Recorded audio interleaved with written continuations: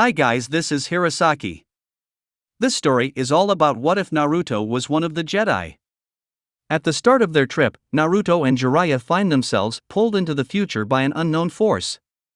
With no way back home, and no idea what's going on, what will they do? Join the Jedi, naturally. But there are other, more sinister forces after them as well. With the Force to wield and a new group of friends, can Naruto change the future of a galaxy threatened by darkness? Welcome aboard! Chapter 1. Alright brat, you got everything I told you to pack? Jiraiya asked, looking down at the blonde-haired young shinobi standing next to him. Yes Ero-sennin, now can we go already? I know how to pack for a trip, the boy replied, impatience all but dripping from his voice. The Sanin's eye twitched at his student's careless attitude, but he carried on regardless. Naruto wouldn't get out of a gear check that easily. Spare clothes? Yes. Kunai and shuriken? Yes, I dash. Passport? Ugh, yes. Secret ramen stash? Yes. Now can we wait, what? As the last question actually finished processing through Naruto's mind, he flinched, and a guilty look stole across his face. Aha! So you did pack ramen. Even though I said not to? A knowing smirk adorned Jiraiya's face as he looked at his embarrassed student. He did so love it when kids thought they could get one by him. No? Naruto winced at his words. Even by his own standards, that was a transparent lie. Whatever kid. I'm not the one who has to lug the extra weight around. Make no mistake though, you will be eating healthy on this trip. I can't have a shrimp for an apprentice after all, Jiraiya said with a teasing grin. Naruto, choosing the path of maturity and grace, blew a raspberry and flipped the bird at his mentor, before turning and marching off down the road. He wanted to leave, and quickly. It was hard enough, knowing he wouldn't see his home or any of his friends for 3 years. Lingering at the village gates wasn't helping his resolve. Every second he delayed was another second he wasn't training, and another reminder of what he was leaving behind. Watching Naruto walk away, Jiraiya took note of the set of his shoulders and his stiff posture. The young shinobi practically radiated determination and stubbornness. That was good. The boy had been through a lot in the last few months. Enough to break most men twice his age. Fighting Orochimaru in the Forest of Death, the Otasuna invasion, Sarutobi's death, his teammates' defection and his injuries sustained at the Valley of the End. And now I'm taking him from his friends for 3 years, Jiraiya thought. Even with all that he still stands straight. Damn if this kid isn't the most determined 12-year-old I've ever seen. If he can survive what's coming for him, then he just might make Hokage one day. With those thoughts in mind, Jiraiya quickly caught up to his student. As he drew level with Naruto, he briefly squeezed his shoulder. Naruto looked up, meeting his gaze. Upon seeing his mentor's look of approval, he broke into one of his signature grins. Turning back to face his village, he shouted, "Just you wait guys. When I get back, I'll be the most awesome ninja of all time. I'm gonna kick the team's butt and become Hokage. You'll see. Nothing's gonna stop me, oh." Alright brat, we're here, Jiraiya said, mentally counting down for the inevitable response from his pupil. Finally. We've been walking forever. When are you gonna start training me? And where is here anyways? Naruto responded as he waved his arms angrily. He had been expecting Jiraiya to teach him all sorts of cool and powerful jutsu. After all, the whole point of this trip was to turn him into a badass. How else was he supposed to kick the crap out of Sasuke? Geez brat, it's been 2 days. That's hardly forever, as you put it. And this is a favorite old campsite of mine. As for training, that starts in a bit. Before that though, let's set up camp. We need to talk. Jiraiya gained a slightly grim look in his eyes as he spoke. Naruto, distracted as he was by the promise of imminent training, missed it. He immediately sprang into the small clearing with a loud cheer. As he set up their camp, Jiraiya could hear him muttering about the various jutsus he would soon learn. The older man chuckled at the boy's antics, before frowning again. I just hope that this news doesn't kill that spirit of his. This world needs people like him, Jiraiya thought. Still, whatever the outcome, this has been kept from him for far too long. I owe him the truth, at the very least. Sighing at his own thoughts, the Sannin started forward and joined his student in pitching the camp. The task, one he had completed thousands of times before, helped take his mind off of what he knew was going to be a very difficult conversation. Soon enough, though, the camp was set up, and the two of them sat facing each other over a small fire. Naruto was practically bouncing with anticipation.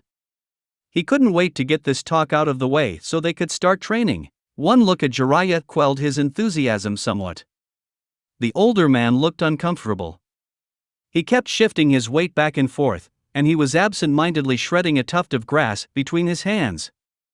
If Naruto didn't know better, he would say Jiraiya looked nervous. But that was impossible. For all his goofy antics, Jiraiya was the strongest and most awesome ninja he knew. He couldn't get nervous over a simple conversation, could he? Before he could give voice to these doubts, his teacher cleared his throat and sat up a little straighter. All right, Naruto.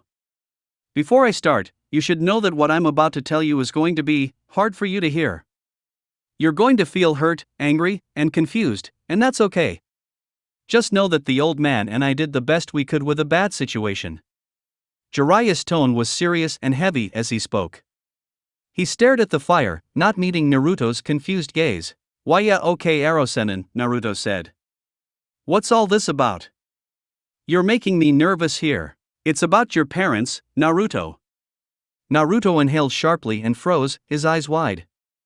1,000 thoughts seemed to pass through his mind in an instant, but only one rose to the top. You know who my parents are? Naruto asked softly, his voice tight with a mix of hope and pain.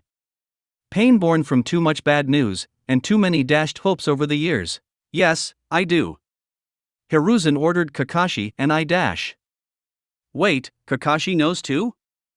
Naruto shouted, a look of betrayal flashing across his face as he leapt to his feet. Yes, he does. Now don't look like that, the Sandaime ordered him not to tell you. Kakashi fought that decision every step of the way, but in the end, he is still a Jonin of Konoha, and he couldn't disobey a direct order from the Hokage. He requested you for his team as his way of trying to make it up to you. Somewhat mollified at this, Naruto sat back down. After a moment's thought, he sighed and nodded. Jiraiya took this as a sign to continue and resumed speaking. I'll start with your mother. Her name was Kushina Uzumaki. She was a Jonin of Konoha, and one of the most amazing women I have ever met. What was she like? Naruto asked, desperate for any knowledge of his family. She was a lot like you, Naruto. Brash, loud, impulsive. She hated bullies, and gained quite a reputation for her temper. But she was also incredibly kind. She loved her friends, and they loved her. She would have been a pretty awesome mom. As he spoke, Jiraiya's voice grew wistful. He had tried not to think of these memories too often over the years, and it was still painful bringing them to the fore of his mind. In a very small voice, Naruto asked the one question that had tormented him for as long as he could remember. Did she love me? Raising his face to meet his student's eyes, Jiraiya said, yes she did. Your mom and dad were both incredibly excited to become parents. They loved you from the moment they found out Kushina was pregnant, and they sacrificed their lives to save yours. No matter what you may think of them when I'm done talking, never, ever, doubt that they loved you and wanted to raise you. Naruto nodded and sniffled. His normally bright eyes were filled with unshed tears, but his mouth twitched into a small, but genuine smile. He took a shaky breath, before nodding to himself. Looking back up at Jiraiya, he asked, what about my dad? Who was he? Your dad is where things get complicated. He is ultimately the reason that you weren't told any of this as a kid. What? What did he do? Why's he so complicated? Your dad, well there's no easy way to put this, so here it is. Your dad was Minato Namikaze, the Yondaime Hokage, and my old pupil. Naruto's mouth opened and closed repeatedly but no sounds came out. Disbelief waged war with shock and joy across his features. Shock won, and his eyes nearly popped out of his head as his brain finally accepted that, yes, he had in fact heard that right. What? Just what? Naruto shouted as he, once again, leapt to his feet, his arms waving about him wildly. My dad is the fucking Yondaime. The guy I idolized. The guy who dash. Naruto suddenly froze, his burst of exuberance fading away. One fist clenched, while the other gripped his jacket, directly over his stomach. "Why?" he asked, his voice trembling slightly. "Why me? Why use his own son for that? I thought you said he loved me. So why would he do that to me? Why?" "Listen to me, Naruto," Jiraiya said, his firm voice cutting through Naruto's distress. "Your father did love you. He just didn't have a choice when it came to the ceiling." Naruto dropped his arms and sat down again. The tension in his body was visible, but he forced himself to be still, and motioned for Jiraiya to continue. "The first thing you should know is that your mother was the Jinchuriki of the Kyuubi before you. It was sealed into her when she was just a girl, when its first host, Mito Uzumaki, was dying." "Wait," Naruto said. "Every Jinchuriki for the fox has been an Uzumaki. Why? What makes us so special?" "The Kyuubi isn't like the other Bijou," Jiraiya replied. "It's far more powerful. Too powerful for an ordinary human to contain, no matter the seal. Uzumakis and Senjus have extraordinarily powerful life forces. Only they can contain an entity that powerful without exploding." Naruto felt a small flare of chakra from the seal, accompanied by a low growl echoing in his mind. He shook his head and ignored it. If the fox didn't like hearing about this, tough. Naruto needed to know this stuff. "When I arrived after the Kyuubi's attack," Jiraiya continued, "I conducted an investigation into how it had escaped your mother. The seal on a female Jinchuriki weakens when they are giving birth, but your father had prepared for that. It turned out that an unknown shinobi somehow broke into the chamber where they were hidden, and managed to release the Kyuubi from Kushina, dooming her." "What do you mean dooming her?" Naruto asked. "When a bijou is extracted from a host, the host dies," Jiraiya replied, his voice grim. "Her powerful life force and determination let her cling on for a little while, but as soon as the fox was ripped from her, her fate was sealed." Naruto looked pale and sick at that revelation. Jiraiya couldn't blame him. He had just learned that his mother had been murdered just to get to the beast now sealed in his own belly. What happened after that?" Naruto asked. "Pretty much what you learned in the academy," Jiraiya answered. "The fox ran rampant, destroying everything it could reach. We think your father was busy dealing with whoever attacked your mother and released the Kyuubi. Eventually, the Sandaime pushed it out of the village, and your father showed up to seal it. He and your mother pinned it down, and then they sacrificed their lives sealing it into you. So, I was just convenient. He sealed it into me because he needed someone who could hold its power." "That's it?" Naruto asked, his voice bitter. "Not quite," said Jiraiya. "Your father lived just long enough to tell the Sandaime his last words. Hiruzen then told them to me, and now I'm telling them to you. He said, 'Tell Naruto that I gave him this burden because I believe in him.' After all, it's a father's job to believe in his son. I know he will grow up to be a hero. That was his final message for you, word for word." This last revelation proved to be too much for Naruto's already flimsy emotional control. The tears that had been threatening to fall for the last few minutes finally began to flow freely down his face. As Naruto's shoulders shook with quiet sobs, Jiraiya walked around the fire to sit next to his student. Sensing the proximity of his teacher, Naruto buried his face in the older man's shoulder. He desperately needed something, anything to cling onto as he weathered the storm of emotions these revelations had brought him. Neither said anything for several minutes. Jiraiya merely sat there, offering silent comfort to the distraught boy crying into his shoulder. He had enough experience in life to know that Naruto didn't need words right now. That could come later. Right now, Naruto just needed to express his pain until he found that he could handle it. It was perhaps 10 minutes later that Naruto's sobs began to lapse into more muted hiccups. Not too long after that he stopped crying altogether. After one final, unsteady breath, Naruto regained control over himself. After removing his face from Jiraiya's, now very wet, shoulder, Naruto quickly wiped the snot from his nose and looked away, embarrassed. Jiraiya chuckled internally a bit at that.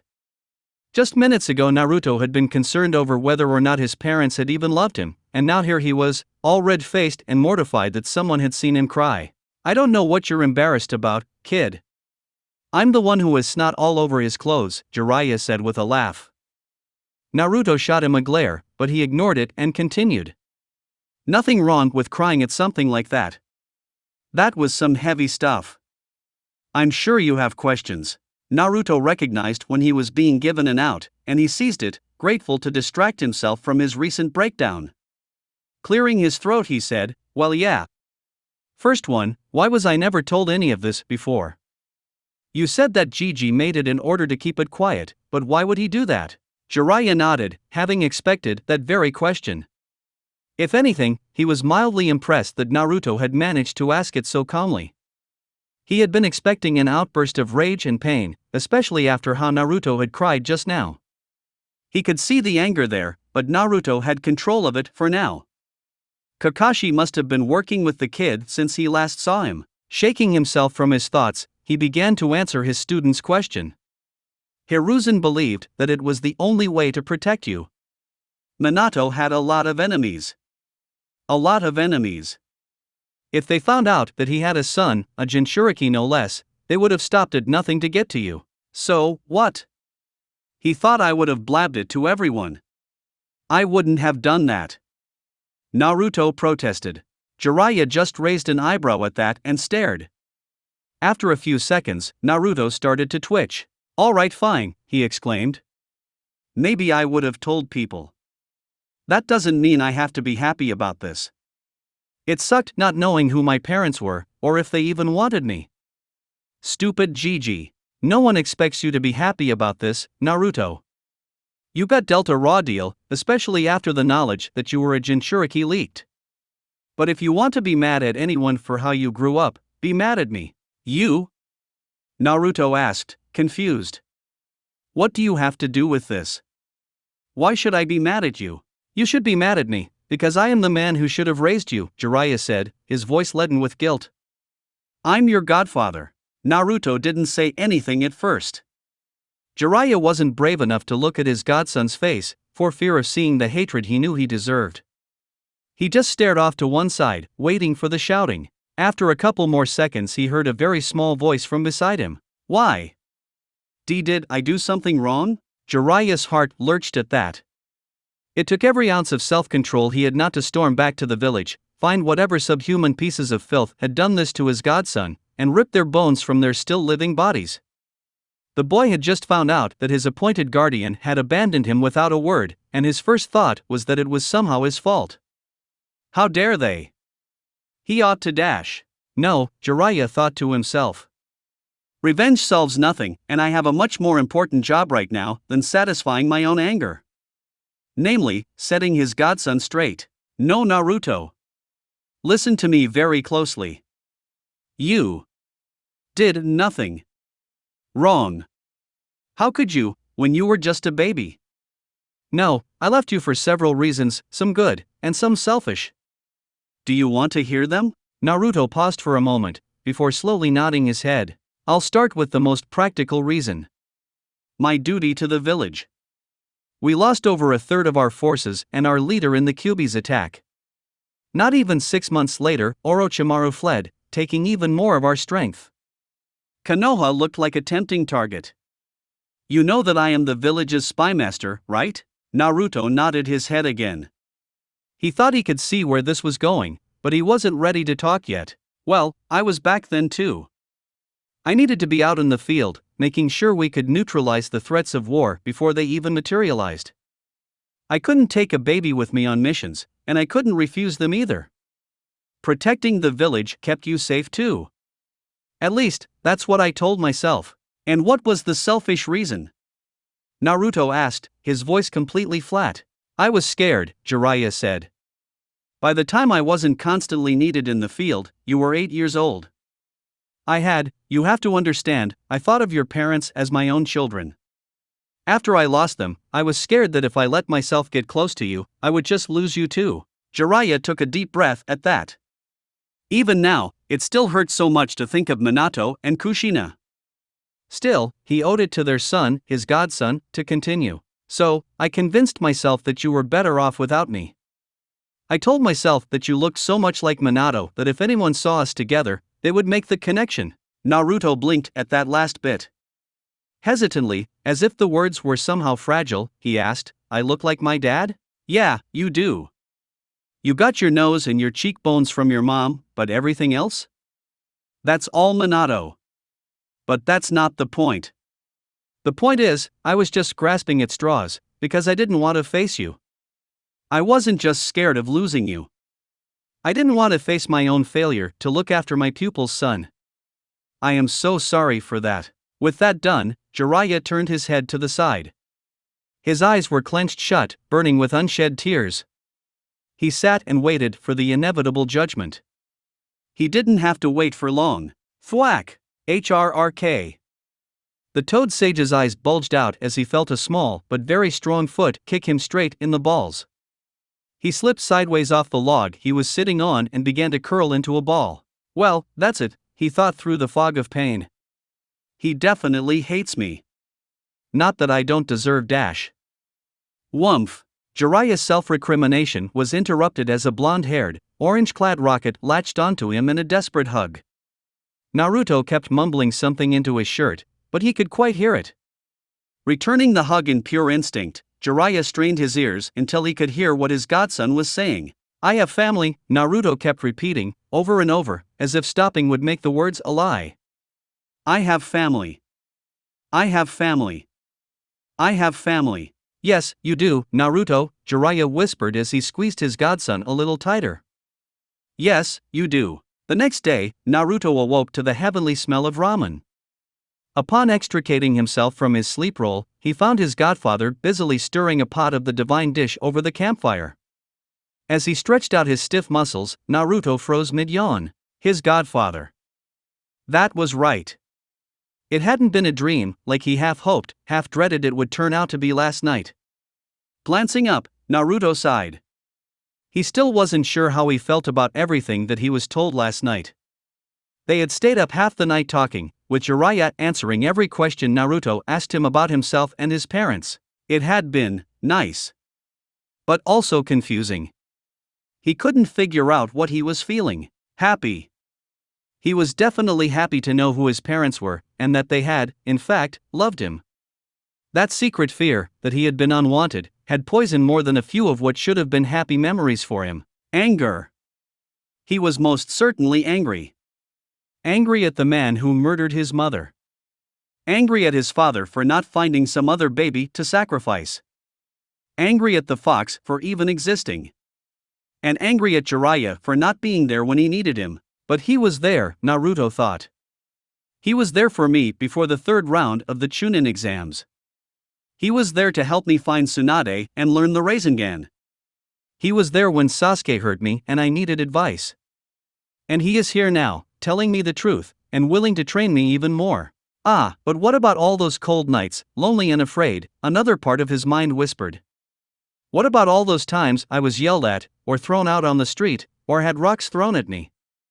Where was he then? Naruto shook his head to rid himself of those thoughts. He had never been one to live in the past, and he wasn't about to start now. Jiraiya was here now. That was what mattered. That and the ramen. Never forget the ramen. Deciding that a bowl of ramen would help him untangle the knotted string of his thoughts, Naruto stood up and walked over to the fire.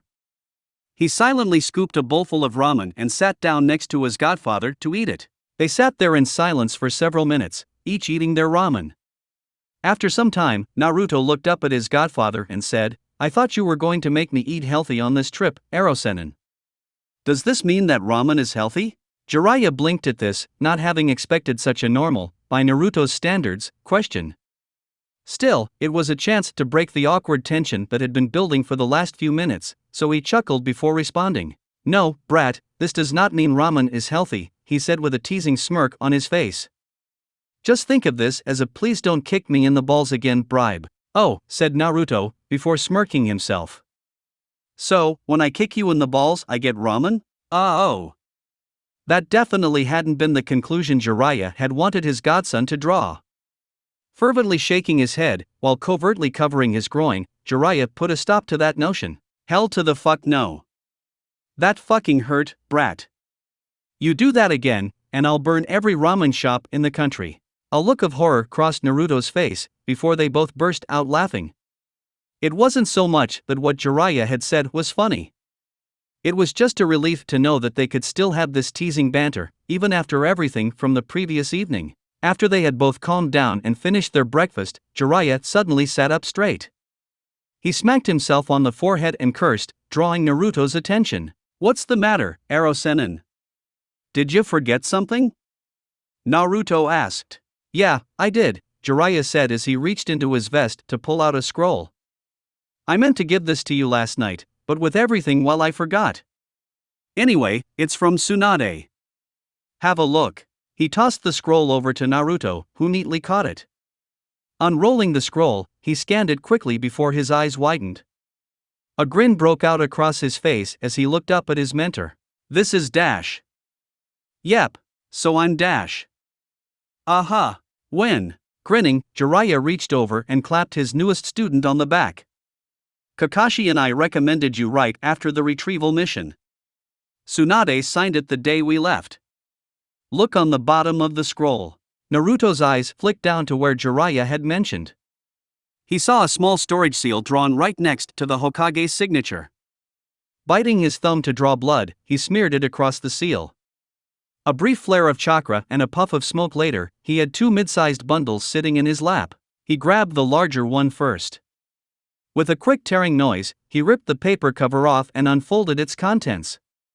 In his hands was a brand new green Konoha flak vest, a symbol of his new rank. "Ha, I knew Bachan would have to promote me. I can't wait to see everyone's faces when they see I made Chunin. That'll show them to doubt Naruto Uzumaki." Satisfied that he had made a suitably awesome proclamation, Naruto turned his attention to the second package. Picking it up, he looked at his mentor, slightly confused. "I already have the vest. What's in this one, Aro-sennin?" "I'm not sure," Jiraiya said. "Kakashi put it in there. He said it was a gift." Grinning like a lunatic, Naruto proceeded to tear open the second package. 3 small bundles fell out. He picked one up and unrolled it, revealing a set of navy blue pants and an identically colored shirt. It was a set of standard-issue Konoha shinobi clothing, identical to the ones Kakashi always wore. As he looked at it, he saw something fall out of one of the pant legs.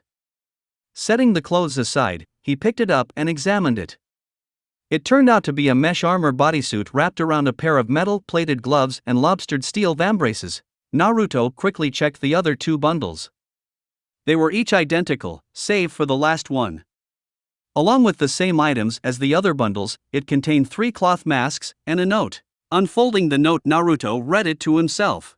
"Naruto, I wanted you to have these gifts to congratulate you on your well-earned promotion.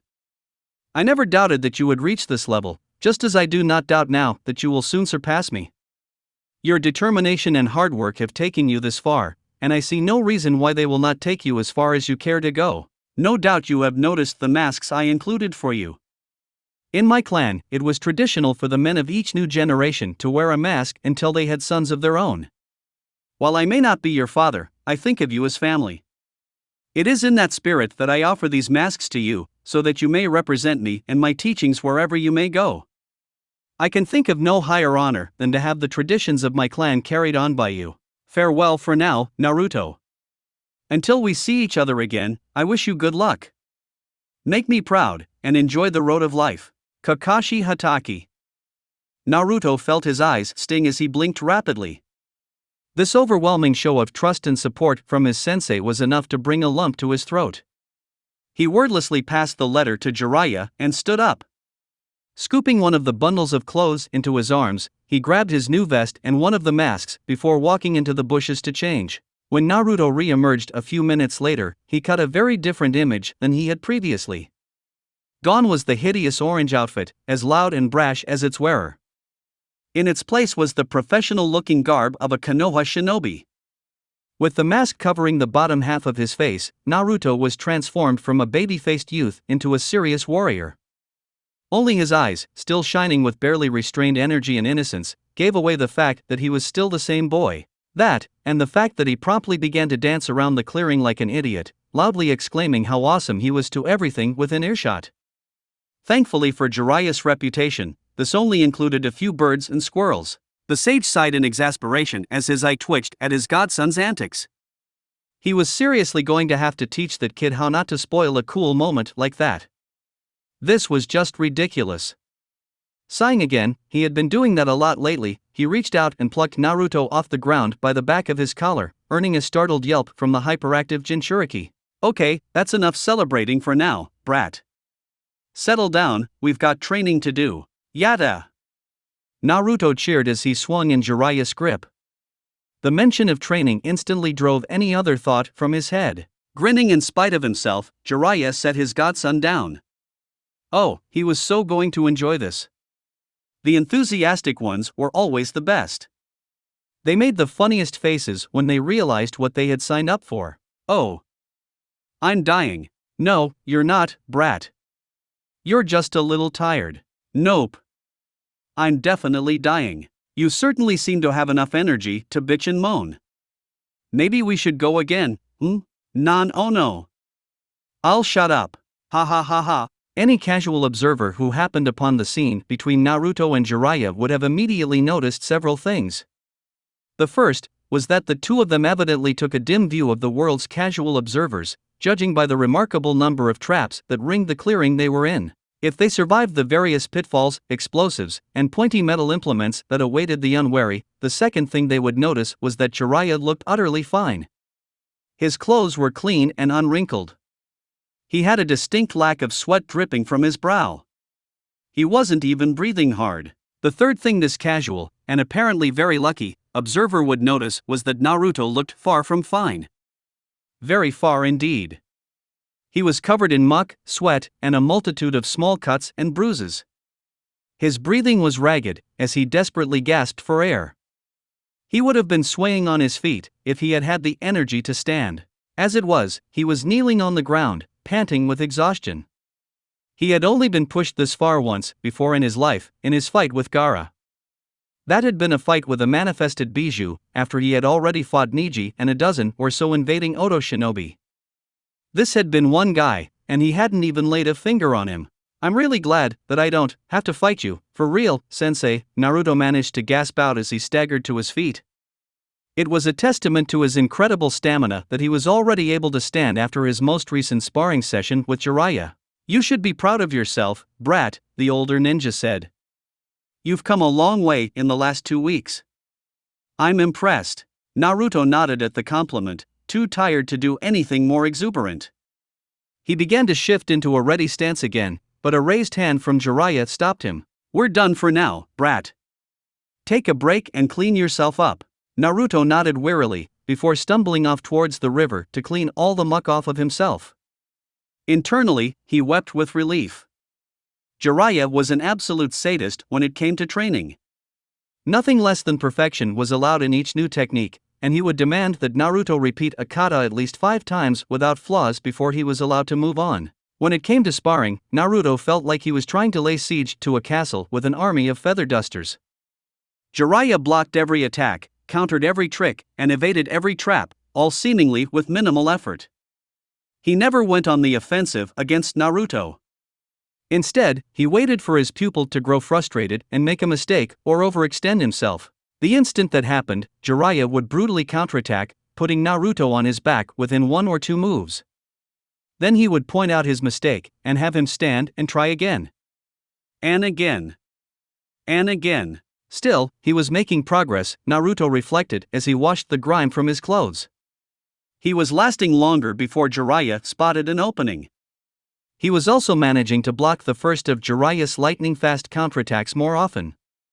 He had yet to manage blocking the second strike, but he was close.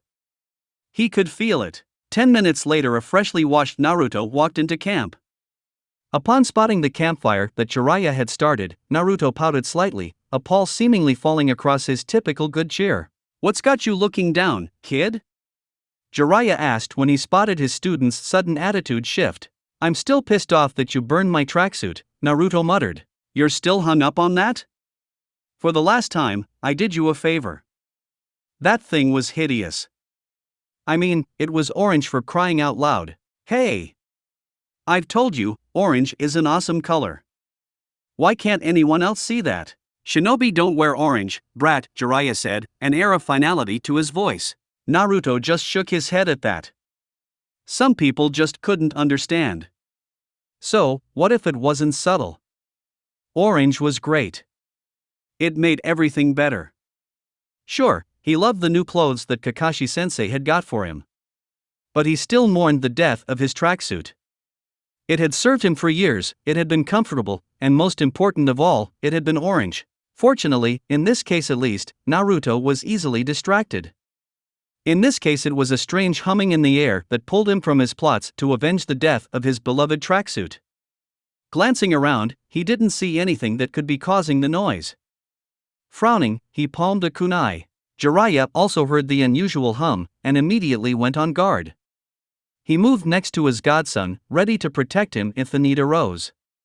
He was pleased to see that Naruto had the good sense to arm himself. All the lessons in preparedness and suspicion were finally paying off. Before either of them could do more than tense, the humming spiked in volume. A bright light flared throughout the clearing. Unable to identify where the attack was coming from, or if it even was an attack at all they could do was brace for the worst. The last thing either of them noticed before consciousness fled was a sensation of falling, and then nothing. Naruto's return to consciousness was surprisingly swift.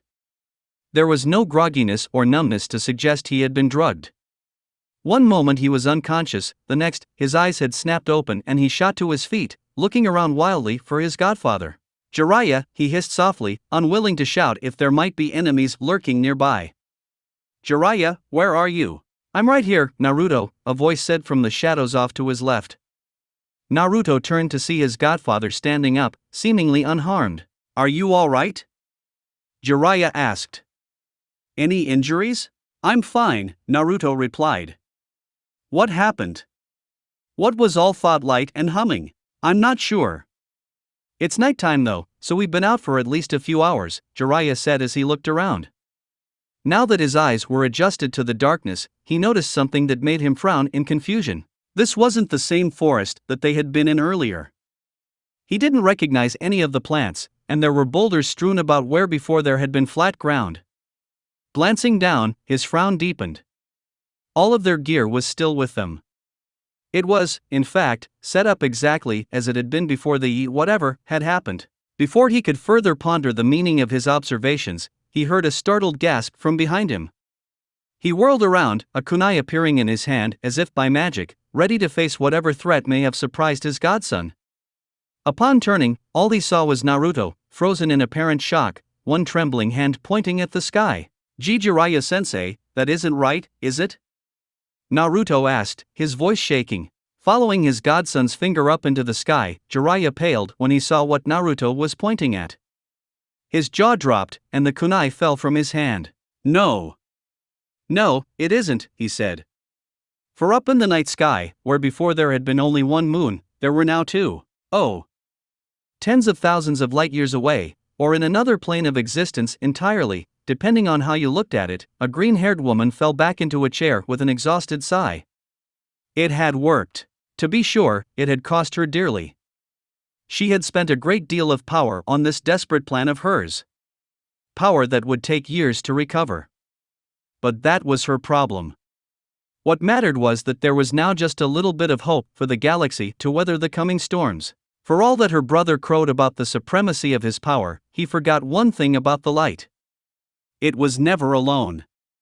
There were always people willing to help. Chapter 2. Okay, first things first, Jiraiya thought to himself. Do not panic. Just stay ca-. What the fuck, he heard Naruto scream. Why are there two moons? What's going on here? Where are we? Why are the trees different? What happened to MMPH? Jiraiya's hand slapped across Naruto's mouth, cutting off his increasingly strident rant. Only when he felt his student stop struggling and begin to calm down did he remove his hand. He glanced down to make sure he had Naruto's complete attention before he started speaking. Listen kid, you need to stay calm. Do not panic. You understand? Remember your training. Naruto took a deep, slow breath, held it for a few seconds, and then released it. After a few cycles of this, his mind began to clear of its fog of panic. With one final breath, he forced himself to rein in his fear and start to think. The past few weeks with Jiraiya, and the months with Kakashi before that, had instilled a few basic tactical instincts into him. Right. Okay. Don't panic. Got it, he said, his voice back down in a more normal register. There are just 2 moons in the sky. But that's impossible. How can there be 2 moons? Jiraiya-sensei, where are we? The older man motioned for him to be quiet. Pipe down for a second and let me think. Nothing's attacked us yet, so here is as safe a place to stay as any. Inventory our gear. Make sure nothing was stolen or tampered with. Naruto just nodded and moved to obey the command. He had long since learned to recognize that tone in adults. When he heard it, even he knew to shut up and do as he was told without complaint. That lesson in mind, he began systematically unpacking, checking, and then repacking every piece of gear they had. When the sound of Jiraiya's low muttering reached his ears, Naruto looked up at his teacher. The older man was holding one hand up to the sky, fingers splayed in an odd pattern. After a few seconds he would start scribbling in a notebook, before looking back up at the starry expanse. Naruto recognized the activity. Jiraiya was trying to use the stars in order to find their rough location. Trusting his godfather to figure it out, Naruto turned back to his task. 15 minutes later, Naruto had finished inventorying the gear, and Jiraiya was wrapping up his observations. With one final disgruntled sigh, the sage sat down, his face marred by a heavy frown. Have you figured out where we are, Jiraiya-sensei? Naruto asked. That's the thing, kid, Jiraiya responded. So far as I can tell, we haven't moved. What? You heard me, he said. The stars are more or less all in the same place, with a little variation. The mountains to our east are unchanged. None of our gear has moved. All signs point to us being in the exact same place as we were yesterday. But, then how are there 2 moons? Naruto asked loudly. And why are all the plants different? Unless wait. Maybe I'm in a genjutsu. Yeah. With the sort of confidence available only to the young, Naruto formed a quick hand sign.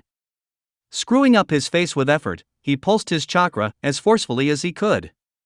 Opening one eye to check on his surroundings, he noticed no difference, so he tried a second time. And then a third. As he was gearing up for a 4th attempt, he was interrupted by Jiraiya rapping him on the head with his knuckles. Ow! What was that for, you old sadist? Naruto cried out, rubbing his bruised cranium. For being stupid, brat, Jiraiya said. Genjutsu was the first thing I checked for. Besides, you were gonna give me a headache, pulsing your chakra like that. I thought maybe you were a part of the genjutsu, Naruto muttered, looking hurt. Jiraiya blinked at that. That was a level of critical thinking he hadn't expected from his young student. He smirked a bit at the progress the boy was making. It always felt good when his students demonstrated what they had learned from him. Sadly, in this case, it also made him feel like a dick. He had clearly offended his student with his harsh words. He reached out to pat Naruto's shoulder. He felt his godson tense, torn between shrugging off the hand or accepting it as a peace offering. I'm sorry I called your idea stupid, Naruto, he said kindly. It was smart of you to check whether or not I was real. We're both clearly on edge. Let's sit down and take a breath. Remember, getting angry won't solve anything. Naruto nodded and sat down on a nearby rock. He opened his mouth as if to speak, but seemed to think better of it. Pausing for a moment to collect his thoughts, he reached down and pulled up his mask. He had lowered it during his last sparring match with Jiraiya. He had learnt the hard way early on that puking with the mask on was definitely not fun, and Jiraiya wasn't afraid of making Naruto taste his lunch twice. With the mask raised, he felt himself calm down fractionally. The feel of it against his face reminded him of Kakashi's lessons. Ironically, after all the times the lazy Jonin had futilely preached patience, it was now, when he wasn't here, that Naruto brought those lectures to mind. With his eternally hyperactive mind now somewhat less turbulent, Naruto was able to focus on the problem at hand. They were lost. Except they weren't lost, because Jiraiya said that they hadn't moved. But there were 2 moons in the sky, and weird plants everywhere. Naruto groaned and rubbed his temples with his palms. This was so confusing. It felt like one of those stupid logic puzzles that Irika-sensei had always loved to assign him. He had always hated those things. He wasn't Sakura. Puzzles like this made his brain hurt. Still, Naruto was nothing if not stubborn. So, headache or not, he thought about what he could do to help. To his minor amazement, an idea popped into his head after less than a minute of thinking. Excited at this rare moment of his brain being useful, he quickly lent voice to his thoughts. Jiraiya-sensei, why don't you just summon a toad? Maybe they'll know what's going on. Jiraiya nodded slowly before responding. It's a good idea. I just don't like the idea of summoning the toads into a completely unknown situation. Still, I don't think we have another option. Naruto's eyes crinkled as he smiled beneath his mask. He had had an idea, and it had been useful. While not completely unheard of, it was still rare enough that it felt like a major achievement. Before he could dive further into his self-congratulatory thoughts, he felt the seal on his stomach flare with power. He could feel the Kyuubi flexing its power. He clenched his teeth when he heard a deep bass voice sound in his head. What have you done, you stupid human? The fox growled. What are you talking about, stupid fox? I didn't do anything, Naruto thought silently. He didn't want to distract Jiraiya from talking with the toads. Get in here, Ningen. I refuse to converse this way. Before Naruto could even finish thinking his response, he felt an odd tugging sensation. It felt as if someone were trying to pull his brain down into his stomach. His vision went black, and the ground seemed to vanish from under his feet. With a scream, he fell into pitch black nothingness, only to land, mere moments later, in a filthy pool of ankle-deep water. Looking around, he saw cracked sewer pipes and stained walls stretching off into the gloom. Dim, flickering light shone from somewhere above him, its source impossible to determine. A soft, steady whooshing sound filled the air, accompanied by a hot wind on his back. Swallowing his trepidation, Naruto turned around, knowing what he would find. Sure enough, towering before him, were the immense steel bars of the Kyuubi's cage. Behind them, red eyes glowing with barely controlled hatred and anger, sat the beast itself. As always, its size was the first thing Naruto noted. It was huge, with most of its vast body disappearing into the darkness beyond the seal.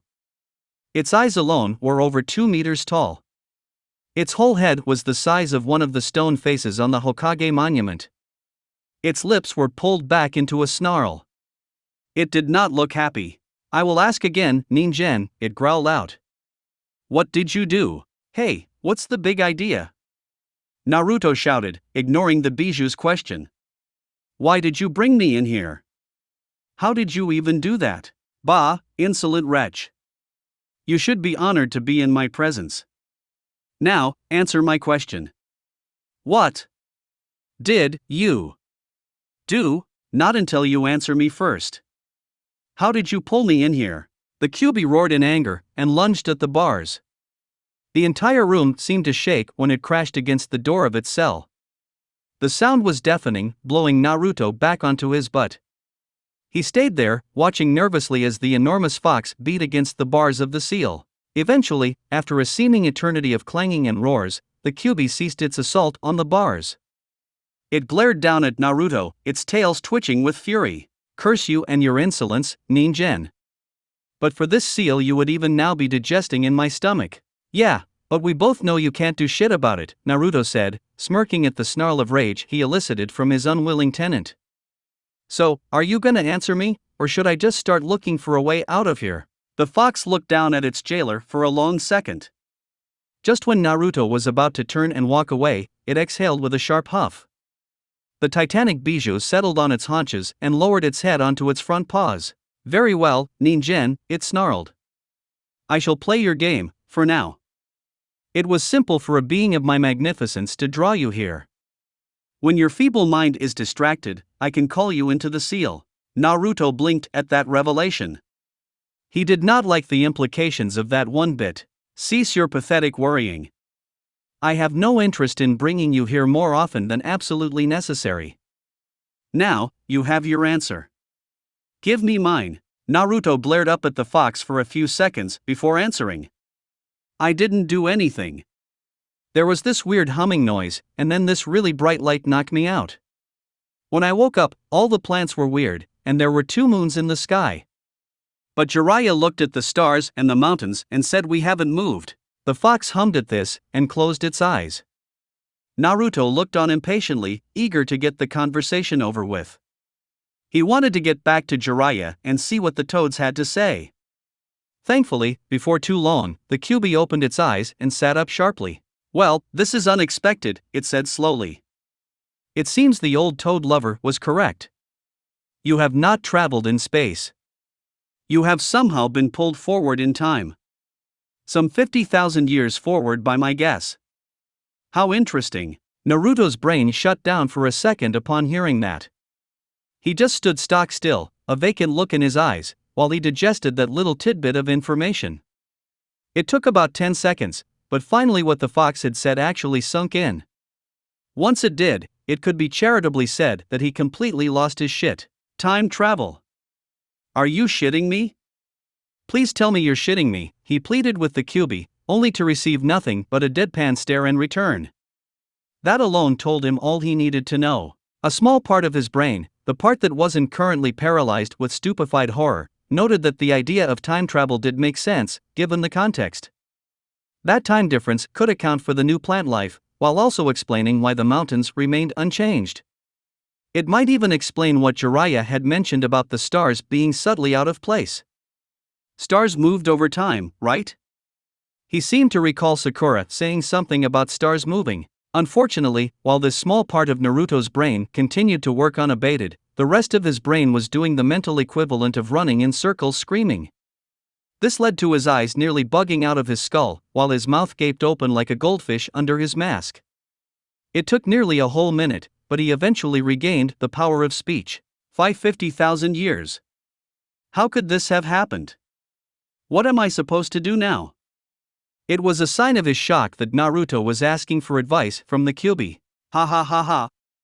What should I care, Ningen? How this occurred and what you do now are your concern. Now, be gone. The very sight of you offends me. With those final words, the Kyuubi smashed a paw into the water. The subsequent wave was enormous and pushed Naruto out of the room. As the wave washed him down the hall, his vision once again went black, and he felt a sensation of rising. Moments later, he vanished from the filthy sewer that made up his mindscape. Meanwhile, the Kyuubi laid its enormous head back down onto its paws and closed its eyes. Humming slightly, it smirked in faint amusement. Time travel, it thought to itself. Perhaps being sealed inside this pathetic meat sack will not be as boring as I had feared. With that thought in mind, the great fox settled down to watch what trouble its hated warden would manage to find. Perhaps this far-flung time period would offer it some new method of escape. If not, then it might at the very least provide some decent entertainment. Meanwhile, back in the physical world, Naruto opened his eyes with a jolt. Glancing around quickly, he was relieved to see that Jiraiya had not yet even summoned a toad. It seemed that, just as during that time in the canyon, time spent in his mindscape passed much more quickly than in the real world. That was good to know. Still, he had to tell his godfather what he had learned. Jiraiya would know what to do. Jiraiya-sensei, hold up, he yelled. I just had a chat with the Kyuubi. You what? Jiraiya yelled back, his face worried. Damn it, brat, do you know how dangerous that is? Yeah, Naruto said dismissively. Whatever. The important thing is that it told me what happened. It said that something pulled us 50,000 years into the future. That's what that light was. That's why all the plants are different, and why the stars have moved a little. That brought Jiraiya up short. He stared, open-mouthed, at Naruto for a good half-minute before blinking. The idea made a disturbing amount of sense the more he thought about it. Still, it couldn't be. It was impossible. He shook his head slowly, a frown on his face. It was lying to you, he said, only half believing his own words. It must have been. I don't think so, Naruto said. I mean, why would it? It didn't even try to trick me into unlocking the seal. It just asked what had happened, and then it meditated or something, and then it told me that, well that. Jiraiya palmed his face and groaned. This was just too much. Time travel? Seriously? That was so far outside the realm of believable it wasn't even funny. And yet, his brain kept traitorously failing to find an alternative explanation that made any more sense. They hadn't moved geographically. He was very certain of that. They hadn't somehow crossed dimensions into an alternate universe. He knew what that felt like from his early summoning experience. A plethora of other options failed to present themselves. I don't know, kid, he said. I'm going to summon the Toad Elders. They should be able to tell us what's going on. They're very wise, so be respectful when you meet them, got it? Naruto nodded silently. The implications of just what the Kyuubi's statement might mean for them were beginning to dawn on him. He didn't trust his voice at the moment. Indeed, he was glad that the mask helped hide the look of fear he knew was written on his face. Satisfied that his student understood the importance of minding his manners in front of the elder toads, Jiraiya took a few steps back and clapped his hands together. He held that position for nearly a minute, gathering chakra for what he was about to do. Summoning both elders at once was no small task, even for him. He didn't want to accidentally exhaust himself in this unknown environment. Finally, just as Naruto began to actually vibrate with impatience, Jiraiya broke his palms apart. He then bit his thumb and flashed through 5 rapid hand seals, before slamming his hand into the dirt. Kochios no jutsu, he shouted. A large cloud of smoke billowed out from where his hand hat hit the ground. Excited to see the elder toads, Naruto leaned forward, waving the smoke away. As it cleared, he finally saw, Jiraiya-sensei, I think you messed it up. I thought you were summoning the Toad Elders.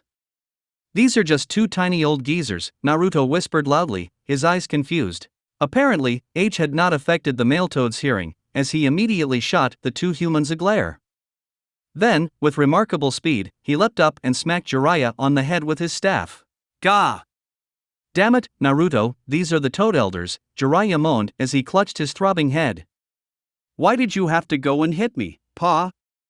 He's the one that said it. Yeah, but you're the one who didn't teach him to show respect towards his elders. Now quit your whining, you big baby, the male toad said sharply, before turning to Naruto. Now, who are you, you disrespectful little tadpole? Speak up. Naruto struggled to find his voice for a moment.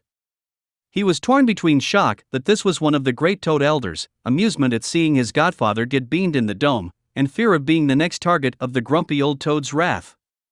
After a moment he managed to choke out a response. I'm Naruto Uzumaki, he said, before he rallied further.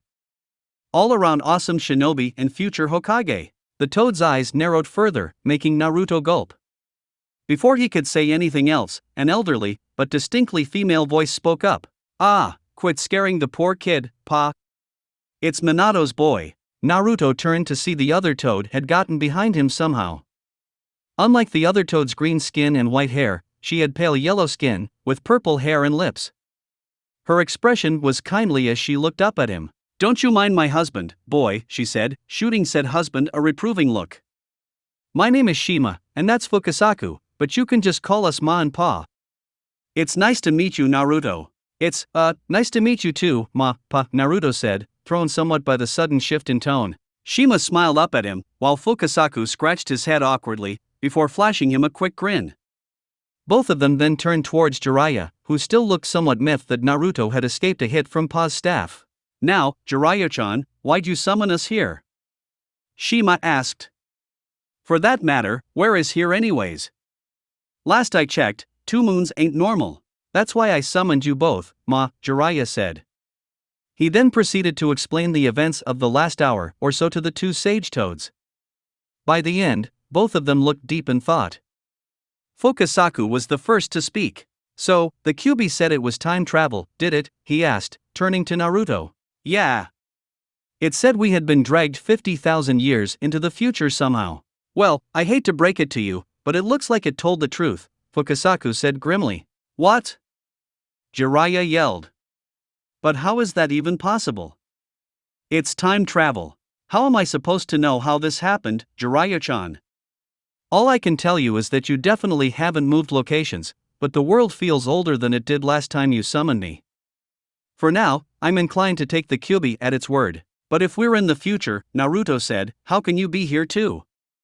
I mean, you both are old, but not that oops. Sorry. This time Naruto did earn himself a smack from Fukasaku's staff. Luckily for him, it was only a warning blow, though it still stung. Ignoring her husband's actions, Shima turned to answer Naruto. Mte Maya Boku isn't on the same plane as this world. Our only connection to this dimension is our summoners. When the two of you were displaced, that connection shifted here with you. Ha! Naruto said, blinking in confusion. We're tied to you two chuckleheads by the summoning contract. When you got moved, the toads got dragged with you, she sighed. This one would need some work. Still, there was potential buried in there. Oh, Naruto exclaimed as understanding dawned. Why didn't you just say so the first time? Shima sighed again. It seemed it was buried deep. Ignoring her exasperation, Naruto turned to Fukasaku, his eyes shining. So, how do we get back to our time? He asked. You can't, came Fukasaku's flat reply. What do you mean we can't? Naruto shouted desperately. You two can just do some super secret toad jutsu and send us back, right? Fukasaku's expression softened at the pleading tone in Naruto's voice. I'm truly sorry, Naruto-san, he said. There is no known method of traveling in time. I have no idea how you might have gotten here. If you truly have traveled forward in time, then that's it. You both are stuck here. And no. No, that can't be true, Naruto yelled. I need to get back. I need to get Sasuke back, and become Hokage, and marry Sakura-chan, and. His voice trailed off as tears began to flow. With a loud sniffle, he looked at Jiraiya pleadingly. His eyes begged the older sage to have an answer, to give him something. Anything. Any sort of hope that this wasn't really happening. Jiraiya could only shake his head and pull his godson into a hug. He felt his vest begin to grow damp with tears again. He didn't mind. His own eyes were hardly dry. But I promised, Jiraiya-sensei, Naruto wailed. I promised Sakura-chan, and Tsunade-bachan, and everyone. What am I supposed to do now? I don't know, Jiraiya admitted. But we'll figure it out together. Okay. The two elder sage toads dismissed themselves, giving their summoners some privacy. As the sun rose, Jiraiya and Naruto began to mourn the loss of their world, and plan how they would move forward into this new dawn. The days passed by in a blur after that first heart-wrenching night. Naruto and Jiraiya immediately tracked back to where they knew Konoha should be. Neither said much on the journey. They both knew what they were likely to find when they arrived, but they refused to give up hope completely. Even so, the lack of roads, or indeed any other sign of human habitation, was not encouraging. After 4 days traveling at top speed, their worst fears were confirmed. There was no trace of the village to be found. Where there had once been a sprawling village of nearly 80,000 people, there was now an unbroken stretch of humid forest. Trees grew where the massive village walls had once stood. In place of the busy sounds of people living their lives, there was only the rustling of leaves and the chirping of birds. Worst of all was the Hokage monument. Just enough of the stone faces remained intact for them to tell that this was, without a doubt, where Konoha had once stood. There could be no denying it now. They were most definitely in the future. However, there was some good news to be had, even amongst such gutting loss. Instead of a mere 4 faces, as had been on the cliff when Naruto and Jiraiya last saw the village, there were now dozens. Nearly the entire eastern face of the mountain was covered in the remains of huge stone faces. The master-student pair even recognized 2 of the new additions. Pigtails and a diamond on her forehead, Jiraiya murmured. That's got to be Tsunade. Yeah, and look at the one after her, Naruto said, his voice just as soft. Crazy hair, and they only carved one eye. I guess someone finally managed to trick Kakashi-sensei into working for a living. Jiraiya laughed at that, while internally he sighed in relief. Naruto had been far too quiet these last few days. The fact he could still find it within him to make a joke helped soothe Jiraiya's worries over his godson's state of mind. Naruto being silent was against the natural order of things. It was like seeing Tsunade win a bet. It never meant anything good. Still, that brief moment of humor was all too quickly swallowed by the looming reality of their situation. Their village was gone. The last hope that somehow things might be normal again was now extinguished. So, what do we do now? Naruto asked. I'm not sure, kid, Jiraiya replied. I mean, if it really has been 50,000 years, then who knows what's out there? There might not even be people anymore. There can't just be no people anywhere, could there? I think we have to face facts, Naruto. We didn't see any roads, any campfires, or any sign of people living here at all. This is good land. If there were still people living anywhere nearby, they would be living around here. Naruto grew silent at that. The mask hid most of his facial expressions, but Jiraiya could still see the fear and confusion in his eyes. The poor kid didn't know how to handle this. In truth, neither did Jiraiya. Still, he had to put on a brave face for his godson. And for himself. Look, we'll head east, okay Naruto, Jiraiya said. Maybe we'll find people living along the coast. If that doesn't work, we'll keep looking. I promised you we would figure this out, didn't I? Well, I'm not giving up just yet. Something will turn up. Naruto nodded his head silently. Even he could tell it was a weak plan, based mostly on desperation and hope. It didn't matter, though. All they really had left was hope. With a plan, or what passed for a plan in their situation, in place the two of them walked out of the village. The great stone faces of the past Hokages watched as the last two Konoha shinobi in the universe walked away from their village for the final time. It was 2 days after they left the village that Jiraiya's prediction that something will turn up came true. It just wasn't in a way that either of the two shinobi could have imagined. As they were hiking through a large clearing, they heard a sound coming from above them. It sounded like a very small, but very powerful hurricane was passing over their heads. When they looked up, their jaws dropped in sync. What they saw was a large metal object, somehow flying through the sky. As it had neither wings nor propellers, neither Naruto nor Jiraiya could fathom how it was managing the feat, but it was. Its front half looked like an elongated hexagon, with a tubular projection sticking forward off the front. The rear looked like a large wedge, with 3 cylinder shapes stuck to it, from which a faint red glow emanated. Jiraiya suspected those were somehow responsible for the object's seemingly impossible flight, but he had no notion of how they might work. As they watched, the object slowed and swung about, facing perpendicular to their path. It then slowly began to descend towards the ground. A series of leg-like metal struts emerged from the bottom of the object, and mere seconds later it touched down onto the ground of the clearing. Jiraiya watched cautiously, unsure of what to do. His shinobi paranoia was telling him to hide and prepare for an attack, but his natural curiosity drew him towards the strange metal thing. In the end, curiosity won.